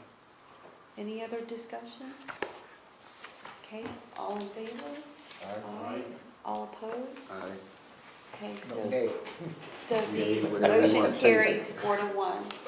Okay, so now we're on to the reports and requests section. I'll just start with number 13, director's reports and requests. Anything, Chuck? Yes, And committee reports, you might as well put them all. so we're doing the whole thing right now, Yeah, right? 11 and 12, or 12 and 13. Okay. Well, I will say that I have a function on the board as the liaison with Menlo Park, and I had intended to do it at the end of last week, and I have not yet done it, but it's my intention to follow up with Menlo Park, to schedule another meeting with the liaisons, as we discussed, to follow up on the points that were discussed at our March 5th meeting. So that follow-up is in the process. Yes, Yeah. but I talked to you already, and you told me to go ahead and contact them. The second thing is that there's a lot going on in East Palo Alto. I hope Robert will address it. But one of the interesting things, and I sent the chief a copy of it, just to make sure that you were aware of it and so forth. I was helping a search person write a grant request to do two things. One is to do a safety fair in Bellhaven. These are grants created by the city of Menlo Park for Bellhaven. One was to do a safety fair, and the second one was to do get-ready training, the initial 2-hour training to prepare people in their homes, which we do in both Spanish and English. And she got an initial reaction already that it looked very good for getting both of them funded. So that was a positive. And because I wasn't volunteering the fire district, but the intention was that the fire district would participate to some extent, which is why I wanted to alert you to that if there were any issues or whatever, that we deal with them early on rather than at the last minute and so forth. So you saw I put everybody in the loop, so from, That's great. yeah, CERT to Carol and Pub Ed. Right. And Carol's shared with me, or maybe it was Jim that shared with me, that they're planning on doing a fair in, I think she said North Fair Oaks. I don't know I don't think Bellhaven, but I have to clarify. So they're looking at doing some different events, which they can easily then loop in. And I sent it to Robert too, because he sits on the committee, and I know that he also now helped out with some of that stuff as well. So Right. everybody's in the loop. Robert was aware of this, of course. The third thing is, I do have a request, and just because I want to make sure we don't drop the ball on it, I would like us to agendize the discussion of the EMS contract, and I am recommending that we deal with, I don't know exactly how many components of it there are, but there are probably 3 or 4 or 5 components. One of them is the ambulance contract. One of them is the reimbursement for paramedic stuff. One of them is the dispatch issue. One of them is the mutual versus automatic aid issue. So again, there's a number of facets to it, and I think it would be helpful to have a discussion here of each facet. So I'd actually like to make a motion as my request that we put as a discussion item either on our regular board meeting or a special meeting in April, one or the other, a discussion of the EMS contract. So we were gonna do that anyway. So do you want, I mean, we just have to get the schedule in the calendar. So Michelle will probably put out the doodle survey. Because I agree, Chuck, it's a crucial issue, and it's something that we have to, especially the mutual aid, auto aid piece. So it's not gonna fall through the cracks, if that's what you're worried. Trust me, it is not falling through the cracks. Yeah, we've talked about that at the So beginning of the many meeting, times, yeah. through the chief's report, that Yeah. sometime after April 3rd. Yeah. So, I mean, if you're committed to doing it, I don't need to make we a are. motion. Yeah, Right. We're committed to doing it. I think it's important for the chief to know that he has the support of the board Yes. on what issues, so that when you are in a meeting, you can actually speak knowing that the board's not gonna, Throw you under the bus. or sabotage it later or something. I don't think you'd do that anyway, but Well, if the board didn't disagree, who knows, but that if you know what the board would like to accomplish, you can speak, and you're in agreement, you can speak more forcefully and so forth. here's what I get, okay? And this is just kind of knowing all of you a little bit, some more than others. You deserve the time to make a good decision based upon things that get brought to you with information. And, what I don't like that I'm seeing is, again, just an expectation that you're just going to roll over. We have these discussions on a pretty regular basis over the years of, how we're, again, in a system that is a good system, but has things that I think at times we wish it was different for our own interests, right?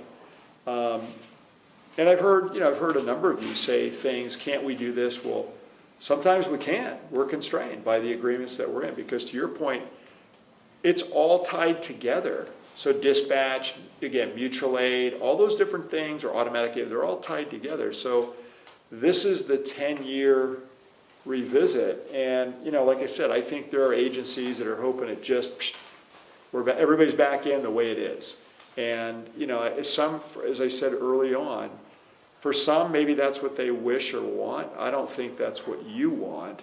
And so I wouldn't propose that to you. But I will say this, it may get a little sticky because, we may be bucking the norm, but we'll see. There's some other agencies, as Director Crawley's mentioned, we've had some preliminary discussions with some other entities that we think equally have a concern about process. So that's kind of, trying to figure out who your allies would be to say, hey, let's give this a longer period of time to do good due diligence. My goal here would be that we would have a 1 to 2 page summary of what the board would like to see happen in a new contract, that you could use that maybe talking to friendly agencies and see if they could get on board with this, so that you proactively, rather than react to what they give you, you proactively present something to the county. And right, and we've been working on some of those elements. Yeah, it's already kind of, but yeah, I agree. It needs to be, we need as a board to figure out where we want to be. Well, we need to give you what those are. Yeah. And staff has already been working on, for example, Melanie, who's the EMS coordinator, I've already asked her, write me up what you want to see, because you're already going to these meetings. but yet we're subordinate to Woodside. I don't think that's what we want, and we may, you know, again, we may not want or request the money, but the county's expecting just for that to happen again. Well, why would we do that? Right. That's not, you know, it's uncomfortable for her, it doesn't make sense. I will withdraw my motion if the commitment is there to have the meeting. Oh, it's, yeah. Okay, I am done. Okay, Robert? I attended a City of East Palo Alto priority and goal setting meeting. It was quite enlightening and beneficial for me, and to really was surprised about some of the issues which is on the city council's mind, and one of them has to do with water pressure, and improving the system. I also attended the 54th annual Police and Fire Department banquet, which was quite enlightening. Rather long, but it was quite enlightening. Shorter than previous years. Oh, it is? Oh, Yeah. okay. It was 9:30 versus 11:30. Oh, my goodness. Yeah. So, and I was really, I'm glad I went and to really to have a chance to meet and to celebrate with Norm Bolanos. Bolanos. Yeah. Receiving his award for, supposedly no relationship. But they look alike. But they look alike. Mini-me. Come from the same state, in Nicaragua? Yeah, same part of the country, Same right? part of the country. But No relation. what they say, There's something there, I'm telling we you. don't know what Everybody's dad friends, went right? You did the No, genealogy, they it's all didn't know time. each other till that night. to that night. Yeah. So I was really glad to hear his story. I think the chief brought it before us before. It's really a great humanitarian effort that the whole fire department and him leading the charge on that. So I told him that, you need to let me know when things like that happen again. So not that I can do anything, but I know resources. And I also went to the CCM Executive Board meeting after the meeting we had with the City of Menlo Park. I'm glad I went there because Chief Stevens was there, was talking to them about the new structure, potentially, which is a new 501c3. It was almost like a lukewarm reception that was going on with the group. And it was almost to the point that they did not particularly like that structure for a variety of different reasons. And so, we'll be having that on our agenda in April to kind of understand, To be continued. to be continued, to see whether that new structure, will take flight or not. There's, as far as they're concerned, it's the pros and cons. There's a lot of scare factor there, not being anyone there really sitting on a nonprofit and understanding what the accountability and liability might be. So stay tuned for that. So that's in my report.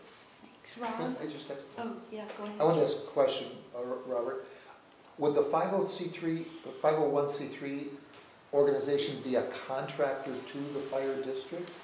There was two things. One, they would be a 501c3. There's a model where they would be, the fire district would be the fiscal agent. They didn't want to take on that responsibility because it's so like the money would come from the fire district to them. As a 501c3, there's certain kind of reporting that needs to take place, 2 documents, one to IRS and one to the state. They have to be conscious of, and there was some pushback on having the capacity and staffing to do that piece of it. So there's a sponsorship with the fire district and them holding the 501c3, or they just take on all the responsibility as just a regular 501c3. Totally independent of the fire district? It's totally, well, not totally, but it would be a part of the district. but just kind of a separate entity. I mean, and I think that's part of fear factor that they had. They felt like there would be almost a severing of the relationship, but it wouldn't. But perception is 9/10 of the game, so lost. So that's it. Thank you. Ron? I attended on February 23rd, I attended the Dumbarton Rail Project meeting. That was a very informative meeting that I attended, and that may be another obstacle for us within the fire district, since the rail kind of separates Station 77 if they go forward with that. And of course, it would definitely affect our response times from Station 2 and 77 because of the added barrier that rail line would create for us. So, If that was the priority. right. Because it could be the other way, that with preemption, they stop the train and we don't bring the guards down. Right, okay. And then I attended on the 23rd, 26th, the Menlo Park agenda setting, and trying to get those priorities that they want. I attended a town meeting at Cafe Zoe, and that was interesting. Everybody you need to be commended for the fire district. It was only just really, really excellent service. They were very satisfied with the fire district. And finally, yesterday I went to the Ravenswood Family Health Center that they dedicated the dental part now over there. So they've got that whole corner pretty much so. And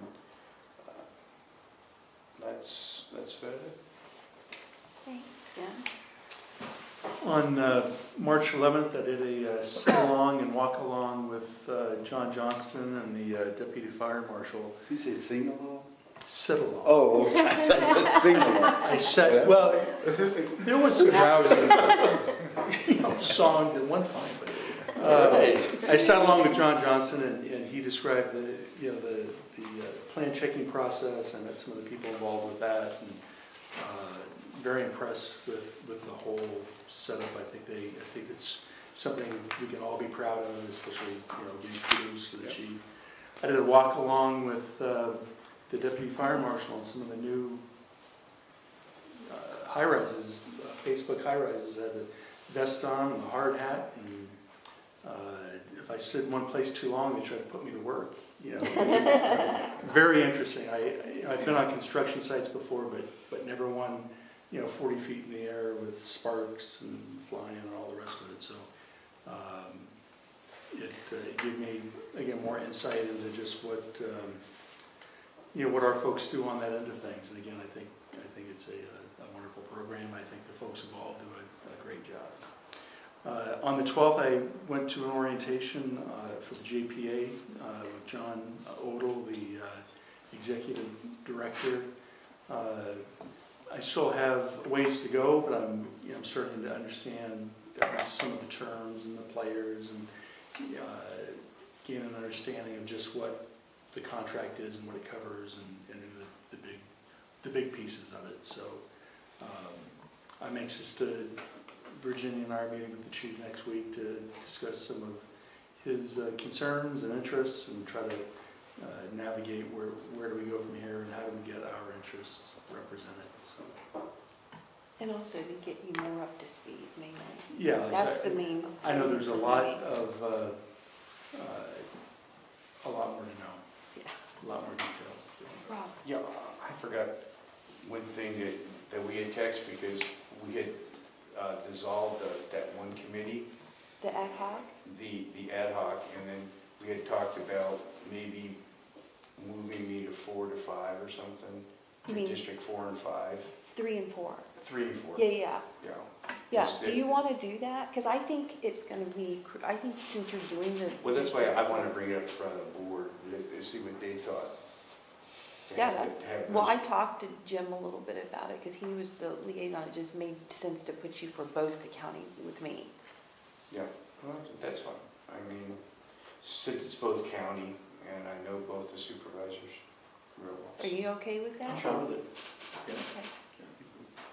Okay, so we'll move Director Solano to replace Jim for the county liaison for District 3. So he and I will both be the liaisons for 3 and 4, Districts 3 and 4 for the county. Wow. Okay, is that it, Jim? Yes. Okay. So how's that? You have to bring- I mean, you have to bring it back to confirm, you'll have to bring it back to confirm at Bring the it back next to the meeting. board to confirm, because it wasn't on the agenda. It'll be Oh, that's true. Right. an update to the liaison and committee. Yeah, Okay, that's got what it, it got is. it. It wasn't on the. Right, you have to committee. bring it, Yeah, yeah, yeah. right, As so a we'll bring formal- it yes. to, we'll bring it For to in the April, next. for April, yeah. Or if we have a special meeting, can we put it on that agenda? Yeah, because we just Put it take on- and change the assignment Right, sheet, it's just that's the it. assignment sheet. Right. The code for special meetings says it's supposed to be a narrow focus. and then- No, that's not true. Okay. Let's just keep going, I mean, Okay. it's not on tonight's agenda. Okay, so I'll do my president's report. So, on March 5th, Harold and I, and he alluded it in his chief's report, that we met with a group from Facebook regarding the Dumbarton Rail. And actually, this came about because in December, their consultant approached me that, asking if we wanted to meet with them just to hear about what was happening. And I didn't mention it because I didn't want to mention something that I didn't know was going to happen, right? And so it actually happened on March 5th. And essentially, they're just going to keep us posted. They want to include us in their discussions and considerations. And they've asked us, have they sent you the letter yet? No. To be on the technical advisory board or committee? So they're gonna do that, because that Dumbarton Rail is in our jurisdiction, 1, and 2, they are concerned about the safety issues. So I just brought the consultant and the person from Facebook. Was that Winston Bowden? Yeah, but this was, yeah, so did you go to one of the community meetings? Yes, They you had did, 4, because they yes. did, yeah, so they were all there. But this was a meeting that they wanted to have with Harold and me from December. So Right. we'll keep That's- everyone posted. That's why I bring up that the train stops for the fire truck Right. versus if you get in early, those are the requests you can make, right? It's So- like, why would you have the preference to, shut down the street when we need to respond? There's ways to fix that. So I've asked All right. them to, at Might as some well be point, aggressive. come and speak to the board too, but I think they think it's a little premature. So I do want to get the board on, to hear about what's They have an 18-month EIR that they're getting into. Yeah. Chuck? Is there a kind of a technical proposal already? Is this No, I a don't think grade level, It's, above grade, below grade? it's to existing with a proposal for the EIR that they would incorporate and improve, rebuild the Well, section across the bay. I'm not even, yes and no. I mean, I think they're still thinking that through because they understand the environmental sensitivities as well. So I don't think anything has been, I think they've thought about proposals, they've thought about the issues, but I don't think they're done thinking about, that's the impression I got, Carol. I wanted them to come to this Yeah, meeting, that's but they gonna be- weren't ready to come to this meeting here. They're going to be. It's a there's- long There's going to be a process. summary Yeah. that's going to be written up before the EIR. Yeah, yes. And there were so many ideas that. Yeah, Well, that's why I think there's nothing set in stone right now at Nothing. all. Right, but what's easily attainable is using what's there, Yes, like going to Redwood City would be easier than rebuilding everything going across the bay, right. right? So, I mean, they didn't want to say that, but that's kind of the low-hanging fruit is just fix what's there. That's easy. Building a new bridge across the bay or fixing the one that's there, that's not easy. Right, but they're thinking about these other issues, like it's an environmental habitat too. So those are the issues, well, remember, she brought that up. Oh, yeah, the borough. I know, I'm just telling you, And then there what about are a lot A of walking running issues. path. There's That was a, the There are yeah, there's a a lot train of there issues. already, so. So, but the point is that they have brought us in, and they're, including us in the discussions. And I wanted them to come and talk about this at one of our meetings, so hopefully that'll happen at some point, yeah. I just wanted, am I correct that the trestle is totally unusable, it'd have to be entirely rebuilt? There's about a mile burnt. So we, from basically the shore to essentially the end of it burned in the fire that I had 20 years ago, and it's gone. I mean, it was like Valhalla. It was on fire, floating down the bay. It was a rainstorm. It's hard to put out a fire when it's out there. The tide went out. We tried to pump from the airboat. We couldn't do it. I mean, it was a mess, right? So yeah, there's part of it that's gone. I think in the entitlement phase, because there was a trestle, and they'd have to replace all these things anyway. The old wood timbers were The rotted. whole thing's wood, right? Yeah, you know, it's funny because the center section, they actually talked about repairing it. Well, It's pretty old. So, you know, they're going to have to, I mean, there's a lot to do. there's a lot to There's it. so much to do, and And so, that's the hard part. The easy part is put a train to go to Redwood Junction, and that's low hanging that's a fruit. whole, yeah.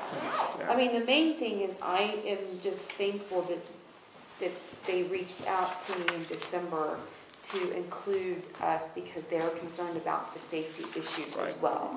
And the fact that they would even want us to be involved with their technical, Harold specifically, or his designee to be involved with the technical advisory committee, I think, you know, is a good thing, so. Right. And I we- want and again, we thank don't them need for to, including us. They we don't did need to not wait for the want- train, right? I mean, at the end of the day, it's like, hey, we're far enough to where you push the button, Right. the engine's going out, life safety is a priority. Well, people could be inconvenienced on a slower commute for a minute that it's going to take for the engine to pass through the intersection. Well, in any case, the point is they want our feedback and they Yeah. want our input, so that's important. So I want them to kind of, I want to include the rest of the board in whatever they have to say moving forward, but I don't know when we're going to even hear from them at this point. The next thing was that on that same day, we had that meeting with the Menlo Park City Council, so thank y'all for being there. I thought that was a relatively good meeting. And hopefully we'll be able to move forward with, you know, some of the outcomes. And I attended with the Lions Club Awards dinner honoring Norman Milanos with Robert and the chief and some of the other firefighters association guys, and they were, I thought everyone, all of the honorees were fantastic, and Norman did a great job representing the fire district. So you see him again, can you congratulate him and thank him again, Earl? And then I attended the drone conference. I happened to be in Southern California for a class, and in his report last month, Harold said that he was going to be at a drone conference, so I rented a car and I drove down to Downey and Glad you did it. saw the, yeah, so I saw your presentation, which I asked Harold to do for the board because I thought it was a very good presentation. And May. is it going to happen in May? Yeah, that's our Okay. standard time to update you on Okay. that, so. Okay, so in May, and I think everyone was impressed with what we're doing, and you had quite an audience, actually, like almost like standing room only. A lot of public safety Yeah, from Southern yeah, California, from that all was the over. focus. Yeah. So thank you for doing that. I think you were the only elected official that showed up, which made it even more impressive because it's like, well, we're talking about support. Here's what you need. And you reached out to the Traveled Downey- 400 miles to do it. Yeah. I was, I 360. was down there, so I And we- thought, and we- why not go, right? That was good. I appreciate Yeah. that. And I know the guys that were there appreciated it. And, yeah, it was good. I mean, even, you know, again, we learned a lot from them as well because they have to approach this a lot differently than we've had to approach it. And so you can learn from them. The nice thing was we received compliments from LA City Fire Department because they modeled their program off after what we're doing. Their additional complications are their size and they have air operations. So having helicopters adds a whole different layer as to, you know, acceptance and what are you going to do because they see it as a threat Well, too they had to the losing same airframes, issue. right? Yeah, but they have the surveillance versus emergency Yeah, the response PD issues was too. more on that side of it. No, I know, but they were dealing with that issue, Yeah, so, Big time. yeah, so it's Yeah, not you know- anything new. Big time. big time. So that's pretty much all I have, and we had a finance committee meeting, and basically the items 5, 7, and 9 were the ones that we 40% passed tonight, so. So if there are any other comments, and there's no one here from the public, so there's no public comment number 2, I'll close public comment number 2. Can I make one comment on the drone part? Sure. Because, and I didn't really cover it in my report that thoroughly. So there's an item in there on the Coast Guard and the anti-confliction and having an agreement. Nobody else has that. And that's a big step forward because, again, the air ops and concern with existing air ops, operating one of the busiest air corridors in the world, having an agreement with Coast Guard which stipulates how we will work together, that hasn't happened. So it's a huge step forward again to formalizing relationships that get you to acceptance and integration. Because we now have flown with 2 helos in the air, 8 boats in the bay, and 2 drones in the sky at one time over the bay. And that's actually what prompted, during this event, this move forward to try and formalize how that works. So that way it just becomes standard operating procedures, right? How high we fly, what we do, how we anti-conflict, because, you know, there are those civilians that have flown drones. If you're a helicopter pilot or a pilot in general, yeah, you're concerned because you can damage that craft.